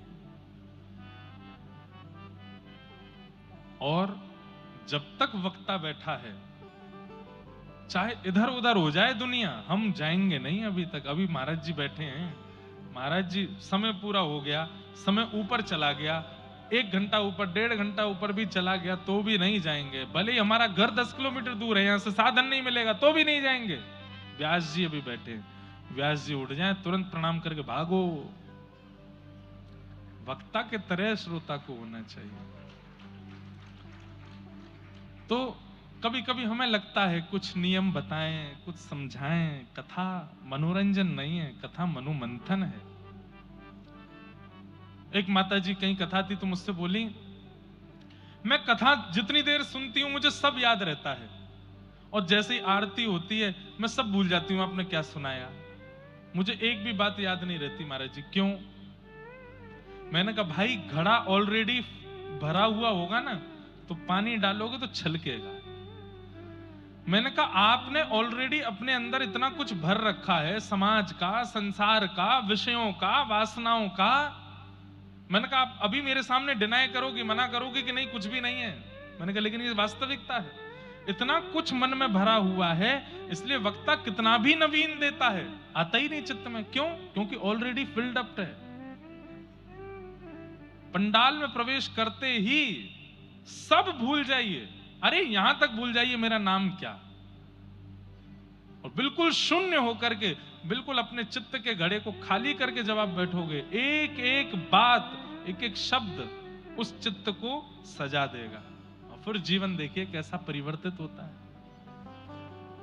पर हम ऑलरेडी कथा में कोई इसलिए आया क्योंकि निमंत्रण दिया गया है, जाना तो पड़ेगा, मुंह दिखाई करनी है। कोई इसलिए आया है, 4 घंटा घर पे बैठ के क्या करेंगे, वहीं सुनियाओ कथा, मन तो लगना नहीं है। कोई इसलिए आया है कि कथा के बाद भोजन मिलेगा। कोई इसलिए आया है कि अपने परिवार और मित्रों को मुझे दिखाना है कि मैं भी धार्मिक हूं, देखो मैं भी कथा सुनता हूं या सुनती हूं। अरे इन सब के लिए कथा में नहीं आना है। कथा में केवल एक ही भाव के लिए आना है कि हम ठाकुर जी के हो जाएं और ठाकुर जी हमारे हो जाएं, बस, और कुछ नहीं। इसके लिए हमें कथा में आना। येन केन प्रकारेण तस्मात् केनाप्युपायेन मनः कृष्णे निमेषयेत्। ठाकुर जी में मन लगे, इसलिए आना है। तो कथा होत वहां श्रोता सोवे, कबीरदास जी कह रहे हैं। कथा होत जहाँ श्रोता श्रोता सोवे, वक्ता मूड पिटाया रे, वक्ता मूड पिटाया। और अगली बात क्या कह रहे हैं? जहां होत कहीं स्वांग तमाशा, जहां होत कहीं स्वांग तमाशा, तनिक ना नींद सताया रे, तनिक ना नींद। सताया रे। कहीं तमाशा हो रहा हो, कहीं दुनिया भर के ऊट पटांग काम हो रहे हो, बिल्कुल नींद नहीं आती, बिल्कुल फ्रेश। ओ क्या चल रहा है, कॉलोनी में लड़ाई हो गई, देखो देखो, देखो किसने किसको मारा, वहां नींद नहीं आती। हंस डर लागे और हंसी आवे, अजब जमाना आया रे, डर लागे और हंसी आवे, अजब जमाना। जैसे अब अगली बात बहुत सुंदर, कबीरदास जी की वाणी, मैंने कहा ना कड़वी वाणी है, डांट फटकारते हैं। क्या कह रहे हैं? किसी को कह दो, ए भाई सुनो, क्या रोज सुबह उठ करके स्नान ध्यान करके और तुमको 8 बजे 8:30 बजे ठाकुर जी के सामने बैठना है, उनका चरणामृत पी के ही अपने ऑफिस जाना है, कॉलेज जाना है, यूनिवर्सिटी जाना है, धंधे पे जाना है, दफ्तर दुकान जाना है। 1.5 महीना बाद पूछे, वो नियम बताया था कर रहे? महाराज जी छूट जाता है, क्या आप बता के तो गए थे, पर छूट जाता है, नहीं हो पाता, 1-2 दिन छूट जाता है। कोई बात नहीं, 15 दिन में एक बार आने वाली एकादशी कर लिया करो। एकादशी तो चल रही है, वो भी कभी मेरे मित्र का बर्थडे आ जाता है एकादशी पे, कभी मेरे बच्चों का वो हो जाता है, कभी छूट जाता है महाराज जी कभी कभी। कबीरदास जी क्या कह रहे हैं सुनो, भांग तमाकू सुल्फा गांजा, भांग तमाकू सुल्फा गांजा, सूखा खूब उड़ाया रे, सूखा खूब उड़ाया रे। चरणामृत रो नेम न धारे, चरणामृत रो नेम न धारे। महुआ चाखन आया रे, महुआ चाखन आया रे। कोई शास्त्र आज्ञा नहीं, कोई वेद आज्ञा नहीं, कोई पुराणों की आज्ञा नहीं, किसी गुरु ने आज्ञा नहीं दी चाय रोज सुबह उठ के पीने की, पर वो नियम एक बार लगता है और जीवन भर चलता है। चाहे दुनिया के किसी कोने में पहुंच जाए व्यक्ति, अगर उसका नियम है कि सुबह उठते ही चाय पीनी है, वो महाराज रात में जाते ही व्यवस्था करता है, सुबह उठ के क्या पीऊंगा, चाय पीनी है। भैया यहाँ व्यवस्था है कि नहीं है? बोले इधर तो नहीं है, 20 किलोमीटर दूर एक ठेला है चाय का। कोई बात नहीं, रोज 7 बजे उठता हूं, कल 6 बजे उठ के जाऊंगा, मैं चाय पी के आऊंगा। मतलब किसी ने नहीं कहा कि व्यसन का, चलो चाय तो एक ऐसी बात है, सब कई लोग यहां शायद इस नियम में होंगे, सुबह उठते ही चाय पीने का नियम है, पर कई लोगों को बीड़ी का नियम है, धुआं उड़ाने का नियम है, खाने का नियम है, करके घूमने का नियम है, तंबाकू आदि सब पाने का नियम है। किसी ने नहीं बताया उनको। एक माला झोली दे दो और कहो कि भाई कम से कम दिन में 10 मालाएं करनी है। रात्रि में पूछो कितनी हुई, 2 ही हो पाई हैं, भाई तो हो नहीं पा रही हैं ज्यादा। और खुद जेब में 10-10 पैकेट तंबाकू के लेके घूम रहा है, वो भी खत्म हो जाते हैं आधे दिन में, और रात्रि तक आधे पैकेट और आ जाते हैं। बीड़ी सिगरेट के डिब्बे एक दिन में खत्म हो जाते हैं। किसने बनवाया वो नियम? किसी संत ने नहीं बताया, किसी गुरु ने नहीं बताया, किसी पुराण में नहीं लिखा। उसको करने में तुमको कोई दिक्कत नहीं हो रही है। मदिरा पान करके व्यक्ति किसी सभा में चला जाए तो सभा के लोग भी उससे दूरी बना लेते हैं, तब भी व्यक्ति मदिरा पान कर लेता है। और यहां पर चरणामृत का नियम ले लो, रोज सुबह ठाकुर जी का चरणामृत पान करना है, ठाकुर जी को प्रणाम करके जाना है, एक माला करके जानी है, तिलक लगा के जाना है, वो छूट जाता है आपका। क्यों?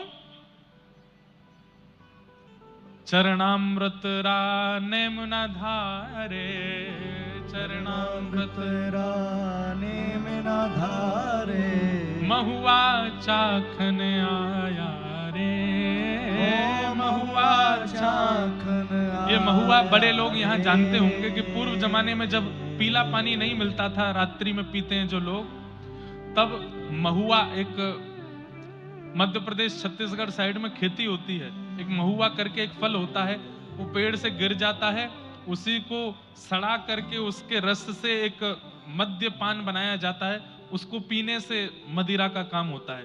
तो पुराने समय में लोग इसको ही बीन करके और मदिरा बनाते थे। उसी के लिए कबीरदास जी कह रहे हैं, इन नियमों को धारण करवाने के लिए कोई आज्ञा नहीं देनी पड़ती, लेकिन फिर भी आज्ञा। सिगरेट बीड़ी पीने वाले लोग कथा नहीं सुन पाते, क्यों? कथा आधे घंटे बाद सुनते सुनते सुनते जेब में बैठी हुई वो 3 इंच की सिगरेट बोलने लगती है, चल बाहर चल, थोड़ा मुझे मेरी चुस्की लेकर के आ जा। तुरंत जाता है। सब आयोजक, अभी आता हूं, 5 मिनट में आता हूं। गए कहीं कोने में, वहां जाकर के बीड़ी सुल्फा उड़ा रहे हैं, फिर आए करके बैठ गए। अरे भैया, हर आधा घंटे में ये मन क्यों नहीं चिल्लाता कि चल मन थोड़ा राम नाम जप ले, थोड़ा भजन कर ले, थोड़ी देर कथा सुन ले। ये आपका मन विषयों के प्रति भागता है, दौड़ता है, नाम के प्रति इसकी इच्छा क्यों प्रकट नहीं होती? इसीलिए कबीरदास ने 500 साल पहले लिखी हुई बात आज भी घटित होती है। डर लागे और हंसी आवे, अजब जमाना आया रे, डर लागे और हंसी आवे, अजब जमाना आया रे।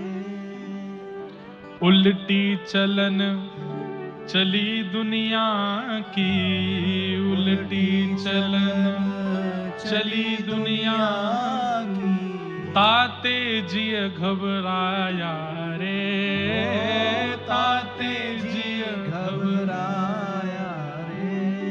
कहत कबीर सुनो भई साधो, कहत कबीर सुनो भाई साधो। कबीरदास जी कह रहे हैं मैं अभी कह रहा हूं सुन लो, क्योंकि पाछे मत पछताना रे, पाछे मत पछताना रे।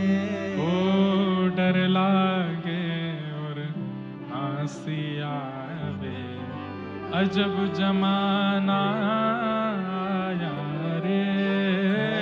डर लागे और हंसी आवे, अजब जमाना आया रे। संसारियों की उल्टी बुद्धि पर मुझे हंसी आती और डर भी लगता। हंसी इसलिए आ रही है कि भाई मैं तो भजन करके निकल लूंगा यहां से, डर इसलिए लग रहा है कि मेरे बाद जो पीढ़ी है उसका क्या होगा, कितना बुरा समय आने वाला है। इसलिए भैया मुझे कई लोग बोल देते हैं, बोले आपकी कथा में आजकल खूब भीड़ आती है, खूब फैन फॉलोइंग हो गई आपकी। मैंने कहा नहीं भैया ऐसा मत बोलो, बल्कि इसको ऐसा बोलो कि चलो इतने लोगों की बुद्धि सुधरी हुई है कि कहीं दूषित व्यक्ति के पास तो भीड़ नहीं लगा रहे हैं, कथा सुनने के लिए भीड़ हो रही है। इतने लोगों की बुद्धि में से किसी एक की तो सुधरेगी। हजारों लोग कथा सुनने के लिए आ रहे हैं, पर इन हजारों में हम हजारों से उम्मीद नहीं रखते। ये बात सत्य बता रहे हैं हम। अभी बरसाना ठाकुर जी के ब्याहुला उत्सव में बारात वाले दिन कम से कम 50 से 60 हजार की भीड़ थी। लोग तो 1-1.5 लाख बता रहे थे, पर मैं 50-60 हजार ही मान के चला। और नित्य कथा सुनने वालों में लगभग 25 हजार लोग रोज आ रहे थे कथा सुनने।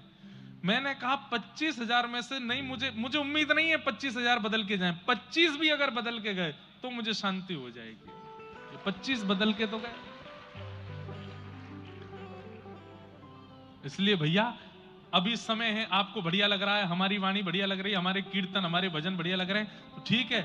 हमें भी लगता है कि 48-48 घंटे ना सोना पड़े तो चलेगा, दौड़ भाग करके कथा सुनाने जाएंगे, ताकि वहां कोई एक तो बदलेगा, किसी 2 के जीवन में तो परिवर्तन आएगा, किसी 5 को तो मन से कुछ प्रियता लगेगी। डर लागे और हंसी आवे, अजब जमाना आया रे। डर लागे और हंसी आवे, अजब जमाना आया अब रे। इसके आगे कबीरदास जी के संग क्या हुआ ये कल सुनाएंगे। बाकी मधु पंडित जी के गोपीनाथ जी कैसे प्रकट हुए वो भाव सुना देते हैं, क्योंकि कल हमने कहा था कि सप्त निधियों में से श्री गोपीनाथ जी कैसे प्रकट हुए वो विषय हम सुनाएंगे। बहुत ध्यान से सुनिएगा। हम लोग कल चरित्र सुन रहे थे श्री कबीरदास जी का, और कबीरदास जी के चरित्र में कल हम लोगों ने श्रवण किया कि ना तो उनकी काटापीटी करवा पाए, ना उनको मदरसे में पढ़ा पाए, किसी भी प्रकार की कोई भी क्रिया माता पिता अनुचित उनके साथ करवा नहीं पाए। और फिर हमने सुना कि एक दिन कबीरदास जी ने देखा कि माता जी चक्की पीस रही हैं, और तब उन्होंने कहा कि मां ये संसार ही चक्की है, इसमें जो आता है वो पिस करके ही जाता है। तो मां ने कहा नहीं बेटा, बीच में एक जगह है जहां 2-4 बच जाते हैं। तो कबीरदास नाचने लगे, बोले ओहो ये बीच में जो बच गए हैं 2-4 दाने, बोले मां पता है ये क्या है? बोले क्या? संसार रूपी चक्की में सब पिस रहे हैं, पर जो ठाकुर जी की शरणागति ले लेता है वो बच जाता है, जो गुरुदेव की शरणागति ले लेता है वो बच जाता है। और अब कबीरदास जी को एक दिव्य चिंता होने लगी। काय बात की चिंता? गुरु बिन कैसे गुण जागे, गुरु बिन कैसे गुण जागे। मुझ पर कृपा है, बहुत ध्यान से सुनिए। कबीरदास जी कह रहे हैं कि मुझ पर कृपा है कि मुझे बाल्यकाल से ही राम नाम प्रिय लगता है, मुझे बाल्यकाल से ही भक्ति भागवत प्रिय लगती है, परंतु गुरु नहीं है जीवन में। मेरे जीवन में एक गुरु तो होने चाहिए, जिन गुरु के आश्रय में रह करके, जिन गुरु की सन्निधि में जाकर के मैं ठाकुर जी की भक्ति को सहजता से प्राप्त कर सकूं। ऐसे गुरु मेरे जीवन में होने चाहिए। क्या करूं? तो गुरु की खोज में रोने लगे। अब मैं छोटा बालक हूं, मैं कहां ढूंढने जाऊंगा गुरु कहां है?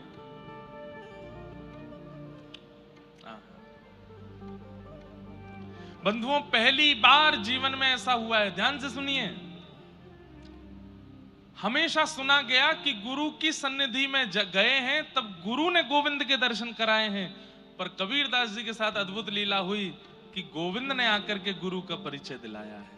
गोविंद ने आकर के बताया कि तुम्हारे गुरु कौन है। कैसे? कबीरदास जी रोने लगे गुरु की याद में, और इतना रोने लगे, इतना रोने लगे। क्यों रो रहे हैं? आज मां ने डांटा कबीर को। क्यों? अरे बड़ी बड़ी ज्ञान की बातें करता है।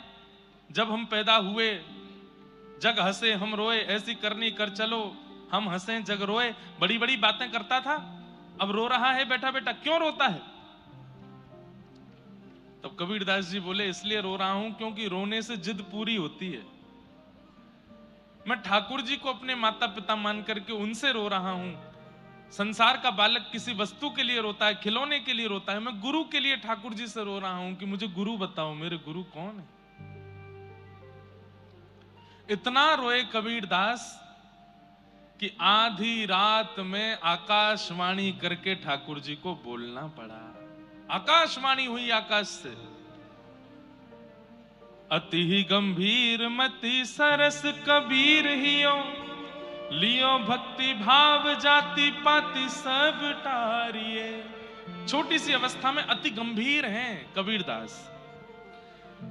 भाई न भवानी देह तिलक रमानी करो, करो गुरु रामानंद गरे माल धारिये। देखे नहीं मुख मेरो मानी के मले छमो को, जात नान गंगा कहीं मगतन डारिये। रजनी के शेष में आवेश सो चलत आप, परे पग राम कहे मंत्र सो विचारिये। ऐसी गुरु दीक्षा किसी की नहीं हुई होगी जैसी कबीरदास जी की हुई। ध्यान से सुनो। आकाशवाणी हुई, किसी को सुनाई नहीं दी, केवल कबीरदास जी को सुनाई दे रही है। बंधु, आकाशवाणी आज भी होती है। कभी कभी जब आप परम धार्मिक हो जाते हैं, परम सात्विक हो जाते हैं, परम निर्वैर निर्गुण हो जाते हैं, तो एकांत में जब आप बैठते हैं तब आपके मन में ऐसे विचार उत्पन्न होते हैं जो आपने कभी सुने नहीं, कभी कहे नहीं, कभी बोले नहीं। वो आकाशवाणी है। ठाकुर जी आज्ञा देते हैं। ठाकुर जी ही आपको आकर के कहते हैं कि तुम ऐसा करो। आपके मन में घर बनाने की इच्छा हुई, ये आकाशवाणी नहीं है। आपके मन में ब्याह करने की इच्छा हुई, ये आकाशवाणी नहीं है। आपके मन में कुछ धन कमाने की इच्छा हुई, ये आकाशवाणी नहीं है। पर इन सब संसार के विचार व्यवहार के बीच में आपके चित्त में कोई परम धर्म करने की इच्छा हो जाए, ऐसा करना चाहिए, ये आकाशवाणी। खूब धन हो गया, घर बना लिया, गाड़ी खरीद ली, प्रॉपर्टियां खरीद ली, दुकानें बना ली, ऑफिसेस बना लिए, लेकिन धन अभी भी बहुत है। तो मन में बात आई, चलो कहीं एक आश्रम बनाते हैं जहां संत सेवा हो सके। अपना नाम नहीं देंगे उसमें, अपने प्रचार के लिए धर्म का कार्य कर रहे हो, वो भी आकाशवाणी नहीं है। मेरा नाम ना आवे लेकिन मेरी सेवा से कुछ परोपकार हो जाए, ये आकाशवाणी। मन में आधी रात बैठे थे और इच्छा प्रकट हो गई कि चलो तिरुपति बालाजी, मन तड़प रहा है दर्शन करने के लिए, ये आकाशवाणी है। ठाकुर जी तड़प रहे हैं आपको देखने के लिए। मन में इच्छा हो गई। हर बार तो गाड़ी से गए हैं ऊपर तिरुमला, अब की बार पैदल जाएंगे, और पैदल चल करके उत्साह में हंसते खेलते नाचते गाते हुए, ये आकाशवाणी है। आज तक कभी एकादशी का व्रत नहीं किया, लेकिन अचानक मन में इच्छा हो गई कि अब एकादशी करनी है। और एकादशी भार के रूप में नहीं, अरे व्रत है मैं तो पिज्जा नहीं खा सकता, मैं तो आज रोटी नहीं खा सकता, अरे मेरे मित्र का जन्मदिन है मैं तो इसमें कुछ खा नहीं सकता। नहीं, इतने उत्साह में आकर के आप एकादशी करते हैं कि आज तो मेरी एकादशी है, परम प्रसन्न होकर के व्रत करते हैं। यह आकाशवाणी के द्वारा की गई क्रिया है। जीवन व्यतीत हो गया, अब इच्छा हो गई कि गुरु जीवन में आने चाहिए, और जिनकी वाणी, जिनका स्वरूप, जिनकी उपस्थिति से चित्त पवित्र हो रहा है, ऐसे किसी का चिंतन करके मन में भाव आ जाए कि इनसे दीक्षा चाहिए, यह आकाशवाणी है। आकाशवाणी मतलब क्या है? भगवान के प्रति जो प्रेरणा आपके चित्त में प्रकट होती है वो आकाशवाणी से होती है, ठाकुर जी की कृपा से होती है। आपकी मन की वाणी तो संसारी क्रिया कराती है, यह आकाशवाणी है, हरिवाणी है, जो आपको भगवत मार्ग की ओर ले जाती है। हम चेन्नई में रहते हैं, व्रज बहुत दूर है, यहां से बार बार नहीं जा सकते, तो क्या करें, अपने घर को ही व्रजमंडल बना लेते हैं, अपने घर को ही अष्ट सखियों की महल, अपने घर को ही श्री ठाकुर जी का निकुंज बना लेते हैं। प्रवेश करने से अंत तक ऐसा लगे कि ये व्रज का ही कोई गांव है, ऐसी भावना से घर का निर्माण कर दिया। ये आकाशवाणी। तो आकाशवाणी आज भी होती है। भगवत कार्यों के प्रति जो आपके चित्त में प्रेरणा जागृत होती है वो आकाशवाणी से ही होती है। आकाशवाणी करके केवल कबीरदास जी को बता दिया, क्या बताया? भई नभवानी देह तिलक रमानी, करो करो गुरु रामानंद गरिमाल धारिये। आकाशवाणी हो गई। बोले ए कबीर रो नहीं, तुम्हारे गुरु मिल गए हैं। बोले कौन है मेरे गुरु? बोले काशी में विराजमान श्री रामानंदाचार्य जी महाराज, यही तुम्हारे गुरु हैं। रामानंदाचार्य जी का नाम सुनते ही कबीरदास जी घबरा गए। बोले अरे रामानंदाचार्य जी तो म्लेच्छों का मुख भी नहीं देखते। पूरे काशी में हल्ला यही है कि मैं म्लेच्छ हूं, मेरे माता पिता म्लेच्छ हैं। वो तो म्लेच्छों का मुख भी नहीं देखते हैं, फिर मेरी दीक्षा कैसे होगी उनसे? अब देखो आकाशवाणी एक एक क्रिया बता रही है। क्या? बोले भई नभवानी दे तिलक रमानी। बोले तुम एक काम करो। बोले क्या? अपने अंग पर तिलक धारण करो, सिर पर रामानंदी तिलक धारण करो, 12 तिलक अंग पे धारण करो, और क्या करो? गरे माला धारिये, गले में कंठी माला पहन लो, तिलक धारण कर लो, और श्री रामानंदाचार्य जी के पास चले जाओ। बोले देख नहीं मुख मेरो मानिके मिलेच्छ मोको। मेरा मुख नहीं देखेंगे वो, मिलेच्छ जान के। जात नान गंगा कही मन तने डारिये। अरे वो किसी मिलेच्छ का मुख देख भी लेते हैं तो तुरंत गंगा स्नान करने जाते हैं, वो मुझे दीक्षा कैसे देंगे? तब आकाशवाणी कहती है ध्यान से सुनो कबीर, क्या करना है। रजनी के शेष में आवेश सो चलत आप, कहीं भोर होकर के म्लेच्छों का मुख ना देखना पड़ जाए, इसलिए रामानंदाचार्य जी आधी रात में गंगा स्नान करने जाते हैं। ध्यान से सुनिएगा, आकाशवाणी बता रही है। बोले ऋषि रामानंदाचार्य जी आधी रात में गंगा स्नान करने जाते हैं, लगभग 2-3 बजे गंगा स्नान करने जाते हैं कि कहीं किसी म्लेच्छ का मुख ना देखना पड़ जाए। बंधुओं, भारत पर अंग्रेजों ने शासन किया, अंग्रेजों से पहले मुसलमानों ने शासन किया, मुसलमानों से भी पहले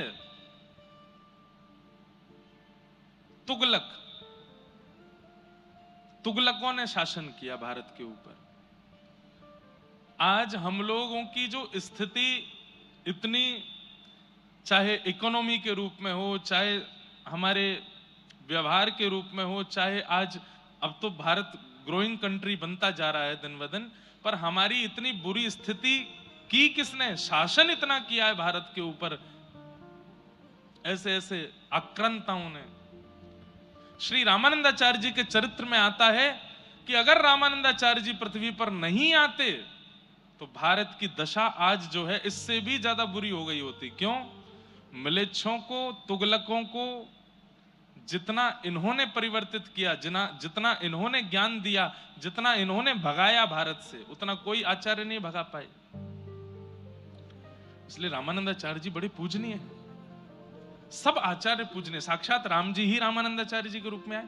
तो बोले कि वो सुबह स्नान नहीं करते हैं गंगा जी में, रात में स्नान करने जाते हैं, कहीं म्लेच्छों का मुख ना देखना पड़ जाए। इसलिए तुम क्या करो? बोले क्या करूं? बोले जहां रामानंदाचार्य जी रहते हैं वहां से गंगा जी के नीचे उतरने वाली घाट की जो सीढ़ियां हैं वहीं पे सो जाओ और उल्टे सो जाना, लेट जाना। जैसे ही वो नीचे उतरेंगे उनका चरण तुम्हारे अंग पर पड़ेगा और उनके मुख से जो शब्द निकलेगा उसी को गुरु मंत्र मान लेना, हो जाएगी तुम्हारी दीक्षा। रजनी के शेष में आवेश सो चलत आप, पैर पग राम कही मंत्र सो विचारी है। देरी मत करो, जल्दी करो। आधी रात का समय तुरंत श्री कबीरदास जी ने स्नान किया, द्वादश तिलक अपने अंग पर धारण किए, गले में कंठी माला पहन ली, जो गुरु प्रदान करते हैं वो अपने आप धारण कर लिया।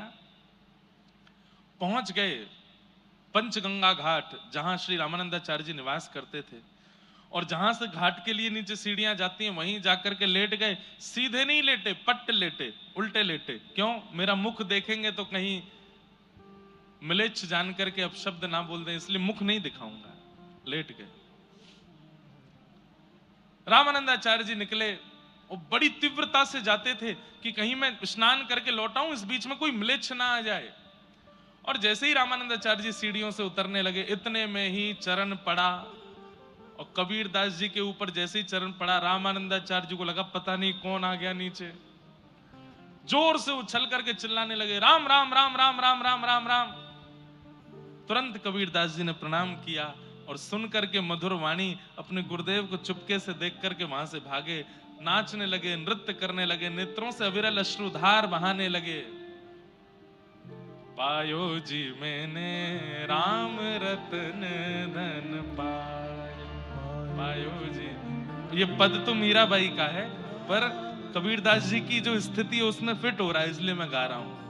पायो जी मैंने राम रतन धन पायो जी मैंने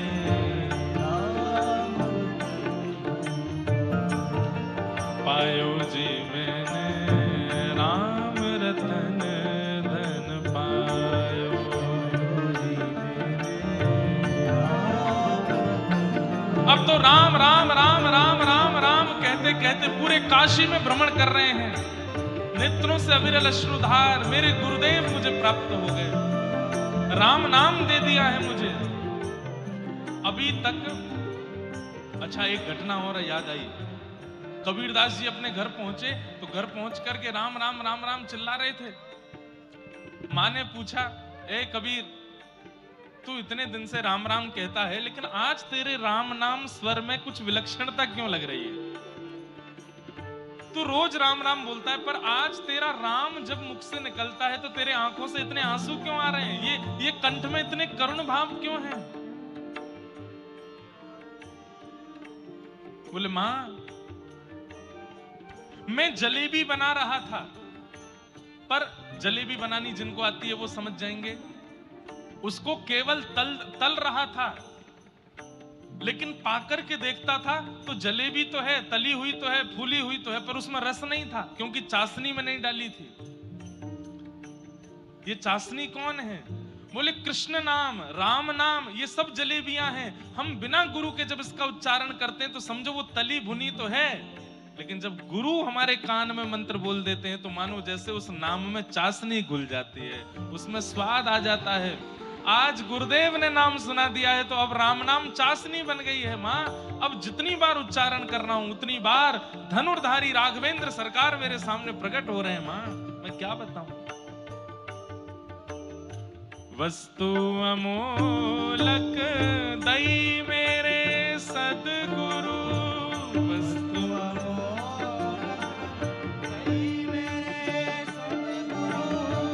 वस्तु अमोलक दई मेरे सदगुरु,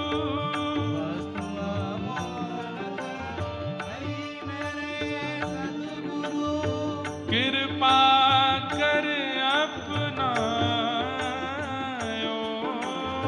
कृपा कर पायो जी मैंने राम रतन धन पायो, पायो जी मैंने पायो जी मैंने राम रतन धन पायो, पायो जी मैंने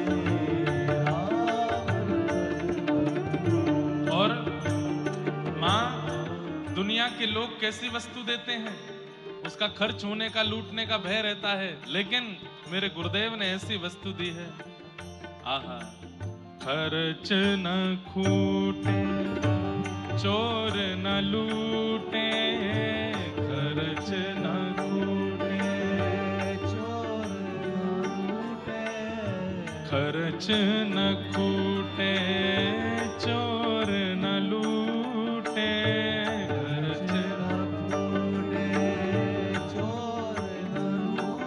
हे दिन दिन बढ़त सवायो,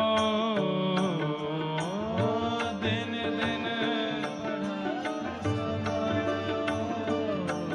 हे मीरा के प्रभु गिरधर नागर,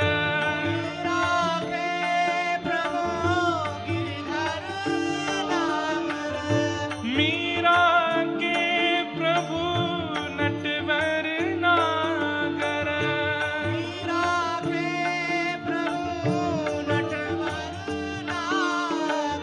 हरस हरस जस गायो,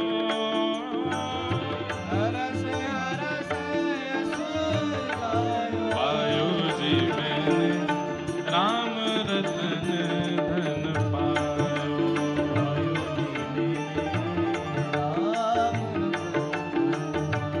हे पायो जी मैंने राम रतन धन पायो, पायो जी वस्तु अमोलक दई मेरे सद्गुरु, वस्तु अमोलक दई मेरे सद्गुरु,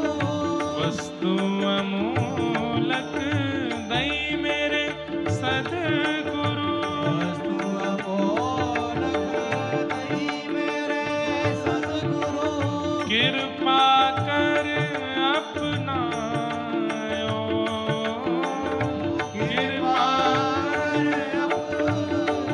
पायो जी मैंने राम रतन धन पायो, पायो जी मैंने राम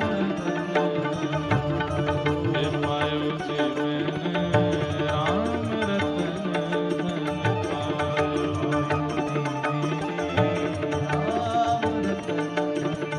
हे पायो जी मैंने राम रतन धन पायो, हे राम रतन धन पायो, राम रतन धन पायो।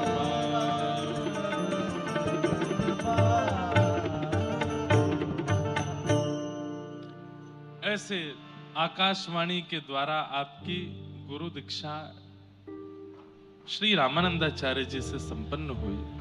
बंधुओं, श्री कबीरदास जी अब तो तिलक धारण कर लिए, गले में कंठी माला पहन लिए, अब तो प्रेम से राम नाम और ऊंचे स्वर में गाते थे, खूब भाव से भजन करते थे। एक बार एक राजा, ये मुगल शासन के तुगलक राजा आदि, तुर्की के राजा आदि, ये सब लोग भारत में आते थे क्योंकि यहाँ बड़े बड़े सिद्ध संत रहते थे, और वो सिद्ध संत अपने भजन के प्रताप से करते तो वो भजन का प्रताप ही थे, लेकिन वो इन लोगों को चमत्कार लगता था। मरे हुए को जीवित कर देना, बिना धन के, बिना किसी के बड़े बड़े महल खड़े कर देना, ऐसे ऐसे सब क्रिया। सिद्धों की भूमि थी भारत, आज भी है, आज भी बड़े बड़े सिद्ध रहते हैं भारत में। तो ये सब लोग चमत्कार देखने के लिए आते थे भारत में। कबीरदास जी धीरे धीरे थोड़े बड़े हो गए, इनके ब्याह आदि भी हो गए। इनके एक पुत्री थी और एक पुत्र था। वे दोनों भी इनके वास्तविक पुत्र पुत्री नहीं थे। उनके विषय में भी कथा आती है कि एक बार एक राजा यहां पर चमत्कार देखने के लिए आया। तो राजा ऐसे नहीं कहते कि चमत्कार दिखाओ, कोई परिस्थिति बिगड़ी दिखती तो वहां ले जाके सिद्धों से बोलते कि इसको सही करके दिखाओ, नहीं तो हम तुमको मार देंगे। तो एक बालक, उसकी गंगा जी स्नान करते समय मृत्यु हो गई, और जैसे ही उसकी मृत्यु हुई तो मृत्यु के बाद में खूब वैद्यों ने भी प्रयास किए, बड़े बड़े लोगों ने आकर के उसको जीवित करने का प्रयास किया, कोई जीवित नहीं कर पाया। कबीर दास जी बड़े सिद्ध थे, नाम था इनका, तो राजा ने इनसे भी कहा कि बताओ इसको जीवित करके दिखाओ, नहीं तो हम तुम्हारे प्राण हरण कर लेंगे। तो कबीर दास जी महाराज गए और जाकर के उस शव, फूल गया था पानी में उस बालक का शव, कबीरदास जी सामने खड़े होकर के बोले, राम नाम के प्रभाव से तुम जीवित हो जाओ। नहीं हुआ जीवित। काशी में भजनानंदियों के प्रभाव से तुम जीवित हो जाओ। नहीं हुआ जीवित। दो चार बातें और कहीं, उनसे जीवित हो जाओ। नहीं हुआ जीवित। अंत में कबीरदास जी बोल गए, मुझ कबीर के भजन के प्रभाव से जीवित हो जाओ। जैसे ही कहा तुरंत वो बालक जीवित हो गया, उठ करके बैठ गया। और देख करके महाराज सब लोग आश्चर्यचकित हो गए। कबीरदास जी भी बोले, वाह ठाकुर, क्या तुम्हारी लीला। मैंने कहा तुम्हारे नाम से जीवित हो जाओ, तो नहीं हुआ, मेरे नाम से जीवित कर दिया उसको। मानो ठाकुर जी परीक्षा ले रहे हैं, देखें कबीरदास को अपने ऊपर अभिमान होता है कि नहीं। पर नहीं, कबीरदास जी को अभिमान नहीं है।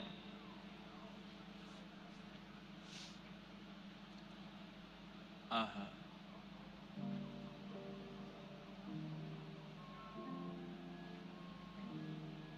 ऐसे ही उसको अपना पुत्र माना। एक राजा की पुत्री मारी गई, मर गई, उसको भी इन्होंने अपनी कहानी से जीवित कर दिया, तो फिर वही इनकी पुत्री हुई। ऐसे इनके दो, एक पुत्र एक पुत्री हुई।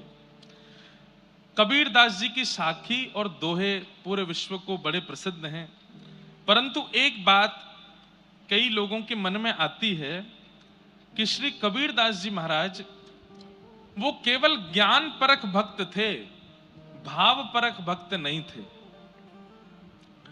मतलब जैसा मैंने कल बताया कि भक्तिमती मीराबाई, गोस्वामी तुलसीदास जी महाराज, सूरदास जी महाराज, कुम्भनदास जी महाराज, ये सब ठाकुर जी के प्रेम स्वरूप के भक्त हैं। इन्होंने ठाकुर जी के यश को खूब गाया।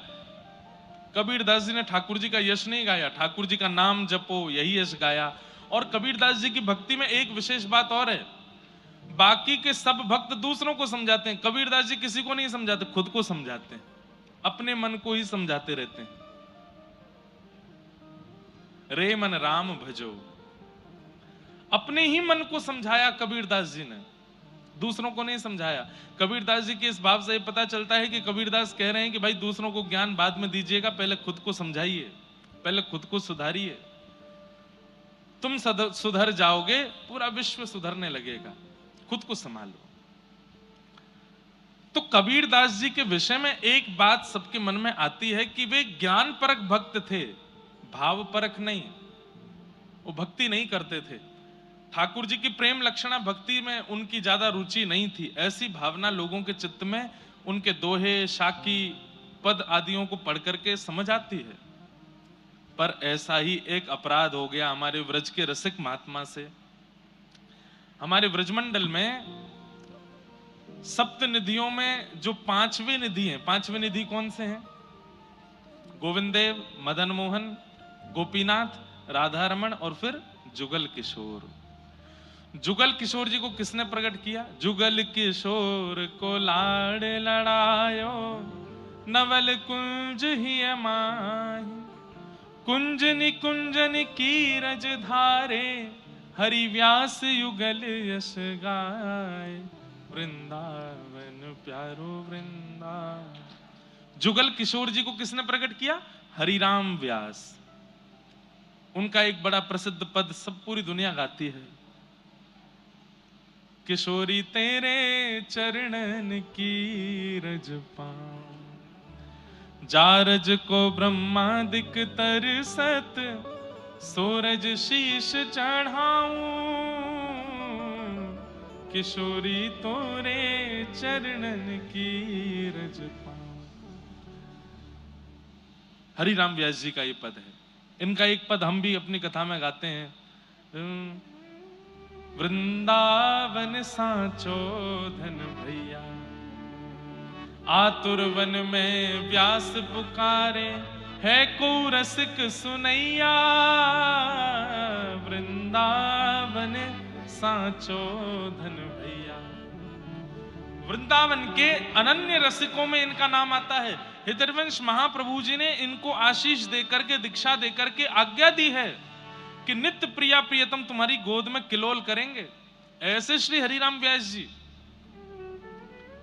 और बाकी सबके लिए तो अकेले ठाकुर जी प्रकट हुए, हरिदास जी के लिए बिहारी जी प्रकट हुए, भले ही वो युगल ही एक होकर के आए हैं। राधा वल्लभ जी हितवंश महाप्रभु के लिए प्रकट हुए, राधा रमन जी गोपाल भट्ट गोस्वामी के लिए प्रकट हुए, गोविंद देव जी रूप गोस्वामी, मदन मोहन जी सनातन गोस्वामी, मधु पंडित के लिए गोपीनाथ हुए। लेकिन हरिराम व्यास जी के लिए तो जुगल प्रकट हुए, राधा सहित ठाकुर जी प्रकट हुए, इसलिए जुगल किशोर नाम।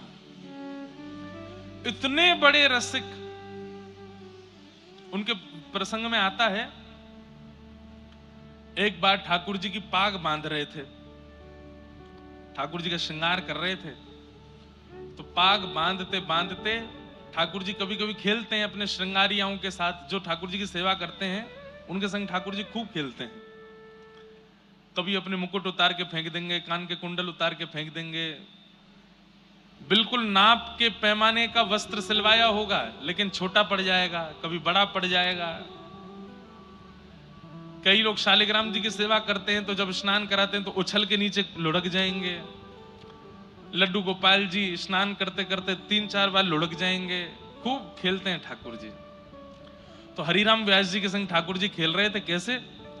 वो पाग बांधे और जैसे ही पाग बांध करके पाग के ऊपर सिरपेच लगाने के लिए नीचे सिरपेच उठावे, इतने में क्या देखें कि पाग ढीली हो गई, पूरी मुंह पे आ गई, नीचे गिर गई।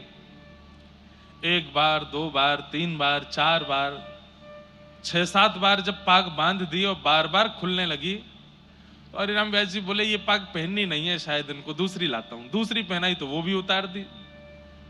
तीसरी पाग लाए और जब तीसरी पाग बांधी तो किसी ने बाहर से आवाज लगाई, बोले जल्दी दर्शन खोलो, इतने सारे दर्शनार्थी खड़े। तो हरिराम व्यास जी बोले जय जय, बहुत देर रह गई है, सुबह से मैं पाग बांधवे में लगा हूं, जल्दी तैयार रह जाओ, बाहर सबन को दर्शन करने। पाग बांधी, ठाकुर जी ने अब की बार भी पाग उतार दी। तो इतना गुस्सा आया हरिराम व्यास जी को, वो उधरी हुई पाग ही छोड़ दी मुंह पे। बोले ऐसे खड़े रहो, अब ऐसे दर्शन दे दूंगा सबको। अरे सुबह से इतने लाड़ प्यार में आ गए हो, इतने ज्यादा जो है बिगड़ते जा रहे हो, इतने भाव से हम सेवा करते हैं और आपको बिल्कुल चैन नहीं पड़ता है, एक पाग नहीं बंधवा रहे हो, खड़े रहो ऐसे ही, नहीं बांधनी अब पाग, और ऐसे ही दर्शन करा दूंगा सबको। अपने पुत्र को बोल गए, भोग आदि पधरा करके दर्शन खोल देना, मैं जा रहा हूं। बोले पिताजी गुस्सा क्यों? बोले ये ऐसे ही काम है यहाँ के, छलिया के पूरे दिन यहाँ की सेवा करते रहे, एक पाग ना बंधवा रहो, गुस्सा करें। बाहर जाकर के हरिराम व्यास जी चुपचाप बैठ गए। थोड़ी देर बाद भोग प्रसाद होने के बाद जैसे ही पर्दा खुले, आहा लोग बाग जय जयकार करने लगे, मनोहर झांकी, मधुर झांकी, आहा आज ठाकुर जी कितने सुंदर लग रहे हैं, आज ठाकुर जी कितने प्यारे लग रहे हैं। तो हरिराम व्यास जी बोले ये लोग मुझ पे व्यंग कस रहे हैं, ये लोग जरूर मेरे ऊपर व्यंग कस रहे हैं, टेढ़ी मेढ़ी पाग है, पाग पूरी खुल गई है तो मुझ पे व्यंग मार रहे हैं कि देखो आज कितने बढ़िया ठाकुर जी सजे। कोई दर्शनार्थी बाहर आया रोता रोता, बोले व्यास जी आज की झांकी तो नेत्रों से जा ही नहीं रही है। बोले सच बता? बोले और नहीं। बोले उधरी वही पाग में तुमको बड़ी बढ़िया लग रहे हैं ठाकुर जी। बोले उधरी वही पाग, आज ना तो मुख दिख रहा है, ना चरण दिख रहे हैं, ना हाथ दिख रहे हैं, आज तो दृष्टि पाग पे ही अटकी भैया, इतनी सुंदर पाग ठाकुर जी पहन के खड़े। भीतर जाकर के जैसे हरिराम व्यास जी ने देखा तो क्या पाया, आज इतनी सुंदर पाग और उस सुंदर पाग के ऊपर 10-15 मोर पंख ऐसे लटका करके ठाकुर जी ने इतनी सुंदर पाग। पुत्र को बुलाया, हरिराम व्यास जी बोले तूने बांधी पाग? बोले नहीं पिताजी, आप जैसी छोड़ गए थे वैसी थी, पता नहीं कैसे बांध ली। तुरंत हरिराम व्यास जी के नेत्र बंद हो गए, और नेत्र बंद होते ही मन में झांकी प्रकट हुई, क्या कि जैसे ही ये, अरे सुनो तो बात, चेन्नई वारेन की जय हो, बात तो सुनो पूरी। मन में झांकी प्रकट हुई कि पाग बंधी कैसे, तो नेत्र बंद करके जब देखा तो क्या पाया कि मैं तो उधरी भाई, पाग छोड़ के बाहर चलोगे और गुस्सा में, तब प्रिया जी, तब किशोरी जी आई, और किशोरी जी ने आकर के देखी, हैं ऐसे बुरे बावड़े से बन के खड़े हो ठाकुर जी, ये पाग क्यों नहीं बांधी? बोले आज मोए आपके हाथन से बदवावे को मनो, या हमारे हरिराम व्यास को परेशान कर रहे हो, अब आप आए गई हो, अब आप ही बांधो। तो आज की पाग किशोरी जी ने बांधी है ठाकुर जी को, इसलिए इतनी सुंदर लग रही है। देख करके हरिराम व्यास जी झूमने लगे, नृत्य करने लगे। आहा, ऐसी हमारी किशोरी जी, ऐसी हमारी प्रिया जी। तो बंधुओं, कभी कभी ठाकुर जी बहुत परेशान करें श्रृंगार करावे में, तो श्रृंगार उनके अंग पे पधरा दो और किशोरी जी को ध्यान करो, हे लाडली जी ये आपसे ही श्रृंगार करावेंगे, आप ही आके श्रृंगार करो। और ऐसी भावना करके 10 मिनट बाद हाथ में इत्र लगा के, हे किशोरी जी आप ही हस्त कमल में आके विराजमान है जाओ। आप जैसे ही श्रृंगार करोगे ठाकुर जी देखना, एक वस्तु भी नीचे नहीं गिरेंगे, तुरंत उस श्रृंगार को स्वीकार कर लेंगे, तुरंत स्वीकार। क्यों? अब आपने श्रृंगार नहीं किया, अब आपने किशोरी जी के भाव से श्रृंगार किया। तो कभी कभी ठाकुर जी श्रृंगार अगर धारण ना करें, किशोरी जी का स्मरण करके श्रृंगार धारण कराओ। कभी कभी किशोरी जी के भाव से भी श्रृंगार धारण नहीं करेंगे, तो यशोदा जी के भाव से श्रृंगार करो, हे यशोदा मैया आप ही हस्त कमल में आ जाओ, आप ही श्रृंगार करो। फिर श्रृंगार करोगे ठाकुर जी, रोज नहीं, जब बहुत ही परेशान करें ठाकुर जी, तब किशोरी जी या यशोदा जी के भाव से ठाकुर जी का श्रृंगार करो। रोज तो वो आपसे तैयार होना चाहते हैं, पर कभी कभी नहीं हो में, तो किशोरी जी का स्मरण करो, तब यशोदा जी का स्मरण करो, ठाकुर जी को तैयार करो। तो हरिराम व्यास जी इतने बड़े रसिक संत, एक बार एक सभा में भक्तों की चर्चा हो रही थी, तो किसी ने कबीरदास जी का नाम लिया। कबीरदास जी के भगवत धाम गमन के बहुत वर्षों बाद हुए हरिराम व्यास जी। तो जब सभा में कबीरदास जी का नाम हुआ तो हरिराम व्यास जी उठ करके बोले, भैया देखो एक हमारी बात सुनो। कबीरदास जी वैकुंठ गए होंगे, कबीरदास जी साकेत गए होंगे, कबीरदास जी गोलोक धाम गए होंगे, पर निकुंज में उनका प्रवेश नहीं हुआ होगा। निकुंज कौन है? जहां प्रिया प्रीतम नित्य विलास करते हैं, विहार करते हैं। कुंज, निकुंज और निवृत्त निकुंज, ये 3 हैं। कुंज क्या है? जहां सबका प्रवेश है। अभी जो वृंदावन है ये कुंज है, यहां सब जा सकते हैं। पर निकुंज क्या है? वहां सब नहीं जा सकते। अच्छा एक बात और, कुंज और निकुंज में दृष्टि का परिवर्तन है। जैसे अभी आप वृंदावन जाते हो तो आपको कुंज का दर्शन होता है। कुंज में आपको गलियां भी दिखती हैं, कुंज में आपको ठाकुर जी भी दिखते हैं, कुंज में आपको वृक्ष भी दिखते हैं, यमुना जी भी दिखती हैं, ब्रजवासी भी दिखते हैं, भीड़ भी दिखती है, कचौड़ी भी दिखती है, लस्सी भी दिखती है, पेड़ा भी दिखते हैं। पर जब आपकी दृष्टि निकुंज वाली हो जाएगी ना आपको भीड़ दिखेगी, ना आपको गलियां दिखेंगी, ना आपको गंदगी दिखेगी, आपको केवल रसिक ही रसिक दिखाई देंगे, प्रिया प्रियतम दिखाई देंगे और उनका नित्य महल दिखाई देगा। ये समझ जाओ। अब आप निकुंज में, अब आपसे कोई बुराई भी करेगा ना, भाई बहुत भीड़ है वृंदावन में, तो हम तो पिच गए भीड़ में, आप कहोगे कहां भीड़ है? अरे 10-15 रसिकों की टोली डोल रही है, सबके मुख पर राधा कृष्ण है, आपको कुछ भी दोष नहीं दिखेगा। फिर तो समझो अब आपकी दृष्टि निकुंज देख रही है। और जिस दिन निवृत्त निकुंज दिखने लगेगा उस दिन कुछ भी नहीं दिखेगा। जित देखूं उतित राधे श्याम, राधे श्याम। हर वृक्ष में कृष्ण दिखने लग जाएंगे, हर कण कण में किशोरी जी दिखने लग जाएंगी। वृंदावन का पल्लव पल्लव, वृंदावन की वृक्ष वल्लरियां, सब में आपको केवल प्रिया प्रियतम दिखाई देंगे। हमारे व्रज के रसिया गाते हैं, हमारे व्रज के रास में गाते हैं कि निकुंज में जब आ जाओगे तो कैसी दृष्टि हो जाएगी। ये देखो श्याम, ये देखो श्याम, यही तो है मेरे जीवन प्राण। नैनाभिराम पंख मुस्कान, नैनाभिराम पंख मुस्कान, बोह मरोड़ लजावत कान, बोह मरोड़ लजावत कान। ये देखो श्याम, ये देखो श्याम, यही तो है मेरे जीवन प्राण। ये देखो श्याम, ये देखो श्याम, यही तो है मेरे जीवन प्राण। सब जगह ठाकुर जी दिखेंगे, कोई अच्छा कोई बुरा नहीं दिखेगा, सब जगह केवल श्याम सुंदर। ये निकुंज दृष्टि है, निवृत्त निकुंज दृष्टि। समझ गए? कुंज निकुंज निवृत्त निकुंज। अभी आप क्या देखते हो? जाओ कल वृंदावन होके आओ, परसों आकर के हमें बताना क्या दिखा। महाराज जी बहुत भीड़ थी, रिक्शा घूम रहे थे, टमटम वाले घूम रहे थे, कहीं कहीं लस्सी भी बढ़िया मिल रही थी, कहीं पेड़े भी थे, कहीं पर चीले बन रहे थे, कहीं पर क्या बोलते हैं उसको, क्या बोलते हैं, कचौड़ी बन रही थी, कहीं समोसे बन रहे थे। बिहारी जी भी बढ़िया लग रहे थे पर भीड़ बहुत थी। राधा वल्लभ जी भी सुंदर लग रहे थे पर भीड़ बहुत थी। राधा रमन जी में तो पांव रुकने की जगह नहीं थी। इसका मतलब आप कुंज देख करके आए हो, पर निकुंज देख करके आते तो आपको केवल और केवल रसिकों के दर्शन और श्री प्रिया प्रियतम। अरे महाराज, जन्माष्टमी का दिन था और एक भाई हाथ में एक थैला लिए घूम रहा था वृंदावन में, उसमें 1.5-2 लाख रुपए पड़े थे। तभी एक बंदर आया, बंदर ने आकर के वो थैला छीन लिया उससे, और थैला छीन करके ले गया आकाश ऊपर किसी छत पे।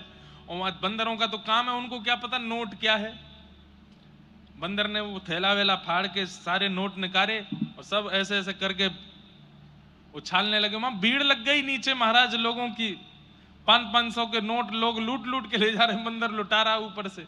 और जिस व्यक्ति का वो बैग लुटा था वो नाच रहा था। किसी ने उससे कहा, भाई तेरा ये तेरे 1.5-2 लाख रुपए उड़ा दिए, तू नाच रहा है। बोले आज जन्माष्टमी है, मैं तो कंजूसी कर रहा था बांटने में, ठाकुर जी ही आए हैं और आकर के देखो पूरी बधाई लुटा रहे हैं। ये क्या है? निकुंज दर्शन। अब उसकी दृष्टि में वो बंदर नहीं है, उसकी दृष्टि में वो 1.5 लाख बर्बादी नहीं है। उसकी दृष्टि में क्या है? बोले आज जन्माष्टमी है, मैं तो कंजूसी कर रहा था बांटने में, ठाकुर जी ने ही योजना बना करके लुटवा दिए सबरे। बधाई हो कह करके नाचने लगा। ये निकुंज दर्शन है। और निभृत निकुंज कैसा होता है? निभृत निकुंज में तो आपको मंदिर भी नहीं जाना पड़ता, जहां बैठोगे वहीं नेत्र बंद करके आपको अनुभव हो जाएगा। आज बिहारी जी ने नीली पोशाक पहनी है, आज सिर पर टेढ़ी पाग धारण करी है, उस पर मोंगरा सुंदर सुशोभित हो रहा है। आज ठाकुर जी का ऐसा, आज ठाकुर जी की प्रसादी में क्या बना होगा आपको वहीं। ये निभृत निकुंज है।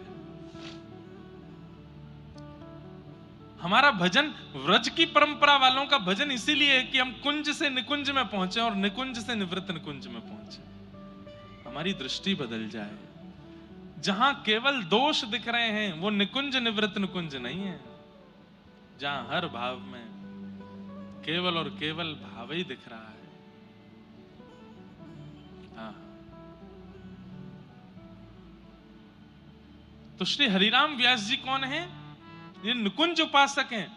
जब इन्होंने सभा में कबीरदास जी का नाम सुना तो बोले भैया देखो क्षमा करना, कबीरदास जी ज्ञानी थे, कबीरदास जी वैरागी थे, पर कबीरदास जी रसोपासक नहीं थे। कबीरदास जी निकुंज की प्राप्ति नहीं कर पाए होंगे। कबीरदास जी को वैकुंठ मिला होगा, साकेत मिला होगा, लेकिन ठाकुर जी का निवृत्त निकुंज नहीं मिला होगा। इस बात को जैसे ही इन्होंने बोला तो हरिराम व्यास जी को नित्य नेत्र बंद करके ठाकुर जी के युगल सरकार का दर्शन होता था।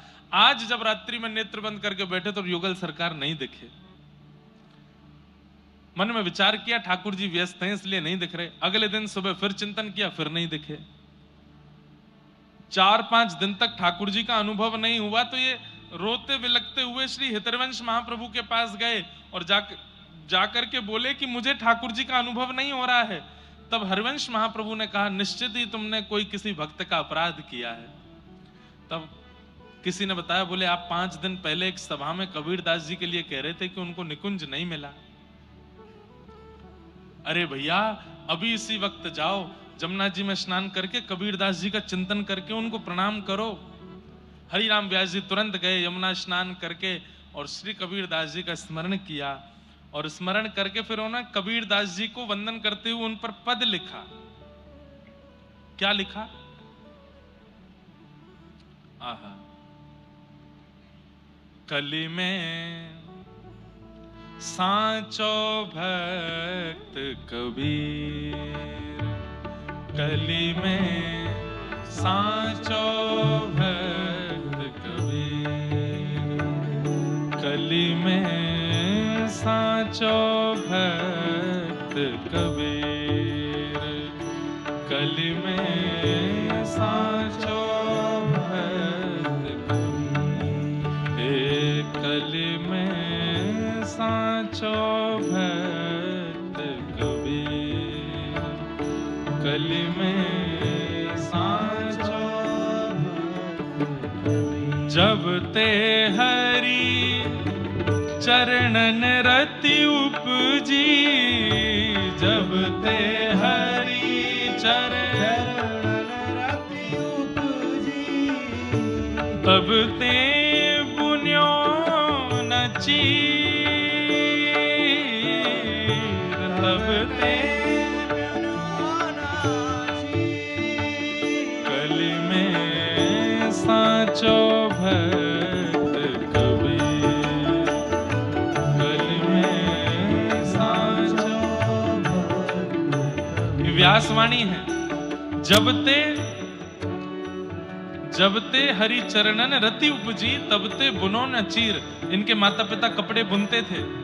कहते हैं कि कबीरदास जी की जब से रति हो गई ठाकुर जी के चरणों में, तब से इन्होंने बुनना बंद कर दिया। बुनना क्यों बंद किया? बोले केवल उतना ही कपड़ा बुनते हैं जिससे घर परिवार चल जाए, उससे ज्यादा बुनने की इनकी इच्छा नहीं होती। अरे और कपड़े बुन करके और धन भी कमा सकते हैं, पर नहीं, जितने से रात का भोजन हो जाए, रात के बाद सुबह का भोजन हो जाए, केवल इतने ही कपड़े बुन करके बेचते हैं। और वो भी बेचते नहीं है। आदमी पूछता है कितने का है, बोले जो तुम दे दो उतने का है, जितना दे दो। और कई बार व्यक्ति प्रसन्न होकर ज्यादा भी देता, तो बोले नहीं नहीं नहीं, इतना नहीं, इतना बहुत है बस। कली में सांचो भक्त कबीर, कली में। एक बात तो माननी पड़ेगी भैया, आपको ठाकुर जी ने चुना है तो आपके मन की एक स्थिति बन जाएगी। क्या? आप संग्रह नहीं करोगे, आप लुटाओगे। ठाकुर जी अगर आपको स्वीकार कर लेंगे तो ये जमा करने की इच्छा नहीं हुआ करेगी। ठाकुर जी स्वीकार कर लेंगे तो लुटाने की इच्छा हुआ करेगी, देने की इच्छा हुआ करेगी। अपने ऊपर ऐशो आराम में खर्च करना, उसको मत मान लीजिएगा कि हाँ ठीक है महाराज जी, रात को क्लब में जामे, इतना उड़ाया मैं, सुबह पिए खाएं, उसमें कर दें खर्चा, यही बहुत है। ये भी तो एक प्रकार से खर्चा ही है कि लुटा रहे। नहीं, दूसरों को देने का मन होगा, दूसरों की सेवा में लगाने का मन हो तो समझ जाओ ठाकुर जी ने स्वीकार कर लिया। कली में सांचो भक्त कबीर, कली में सांचो भक्त कबीर। दीनों लेहि न जांचे काहू, दीनों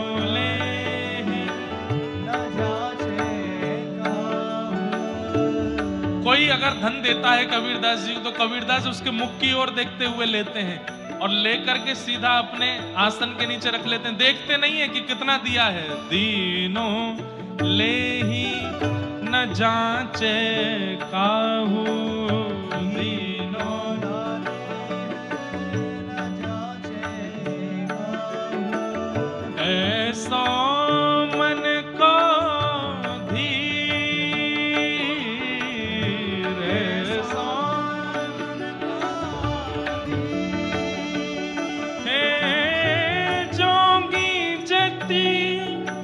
तपी सन्यासी जोगी जति,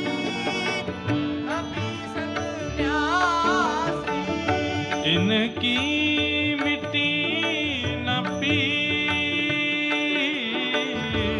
इनकी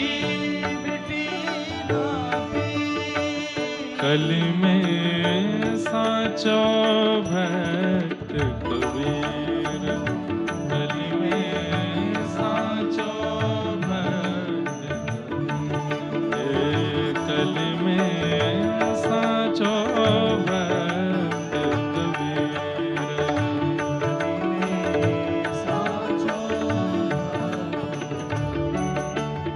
और पांच तत्व ते जन्म न पायो,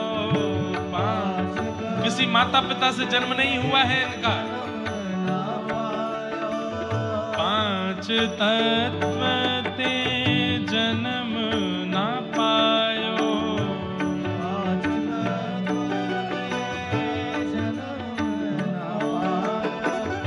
काल न ग्रस्यो शरीर,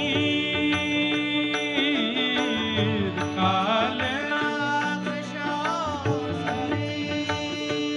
हे व्यास भक्त को खेत जुलाहो, व्यास भक्त को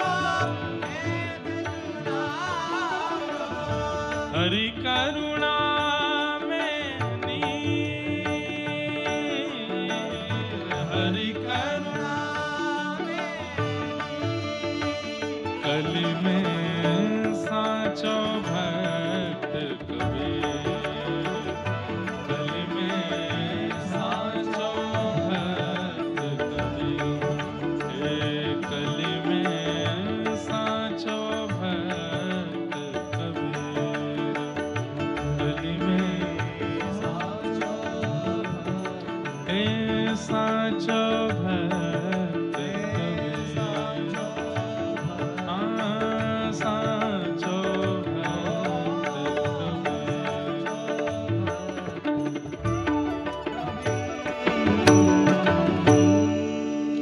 यमुना जी के तट पर बैठ करके हरिराम व्यास जी ने जब ये पद गाया, पद विश्राम होते ही नेत्र बंद किए, नेत्र खोल के देखा तो श्री यमुना जी से कबीर दास जी प्रकट हो गए। कबीर दास जी के परायण के कम से कम 200-300 वर्ष बाद हरिराम व्यास जी हुए, और श्री हरिराम व्यास जी ने पुनः कबीर दास जी को प्रकट कर दिया। कबीर दास जी जब प्रकट हुए तो हरिराम व्यास जी ने चरणों में प्रणाम किया, बोले मुझे क्षमा कर दो, मेरे से अपराध हो गया, मैंने आपकी भक्ति पर प्रश्न चिन्ह उठाया जिसके कारण मेरे चित्त से ठाकुर जी चले गए। कबीर दास जी प्रकट होकर के बोले, हरिराम व्यास जी आपने कहा कि मुझे निकुंज नहीं मिला होगा क्योंकि मैं ज्ञानी हूं, वैरागी हूं, भावना में ज्यादा भक्ति नहीं करी इसलिए। वास्तव में मैंने ठाकुर जी की आज्ञा का पालन किया। ठाकुर जी ने ही मुझे कहा था कि तुम पृथ्वी पर जाकर के जीवात्माओं को समझाने का प्रयास करो, जिससे उनको ज्ञान मिले, समझ आवे, ऐसे कवित्तों का रचना करो। इसलिए मैंने ज्ञान परक कवित्तों की रचना की है, भाव परक नहीं, क्योंकि ठाकुर जी की आज्ञा नहीं थी मुझको। तब हरिराम व्यास जी ने हाथ जोड़े, कान पकड़े, बोले मुझे क्षमा कर दें, मैं आपके रूप को, आपके भाव को समझ नहीं पाया और आप पर इस प्रकार मैंने प्रश्न चिन्ह उठाया। ऐसे श्री कबीर दास जी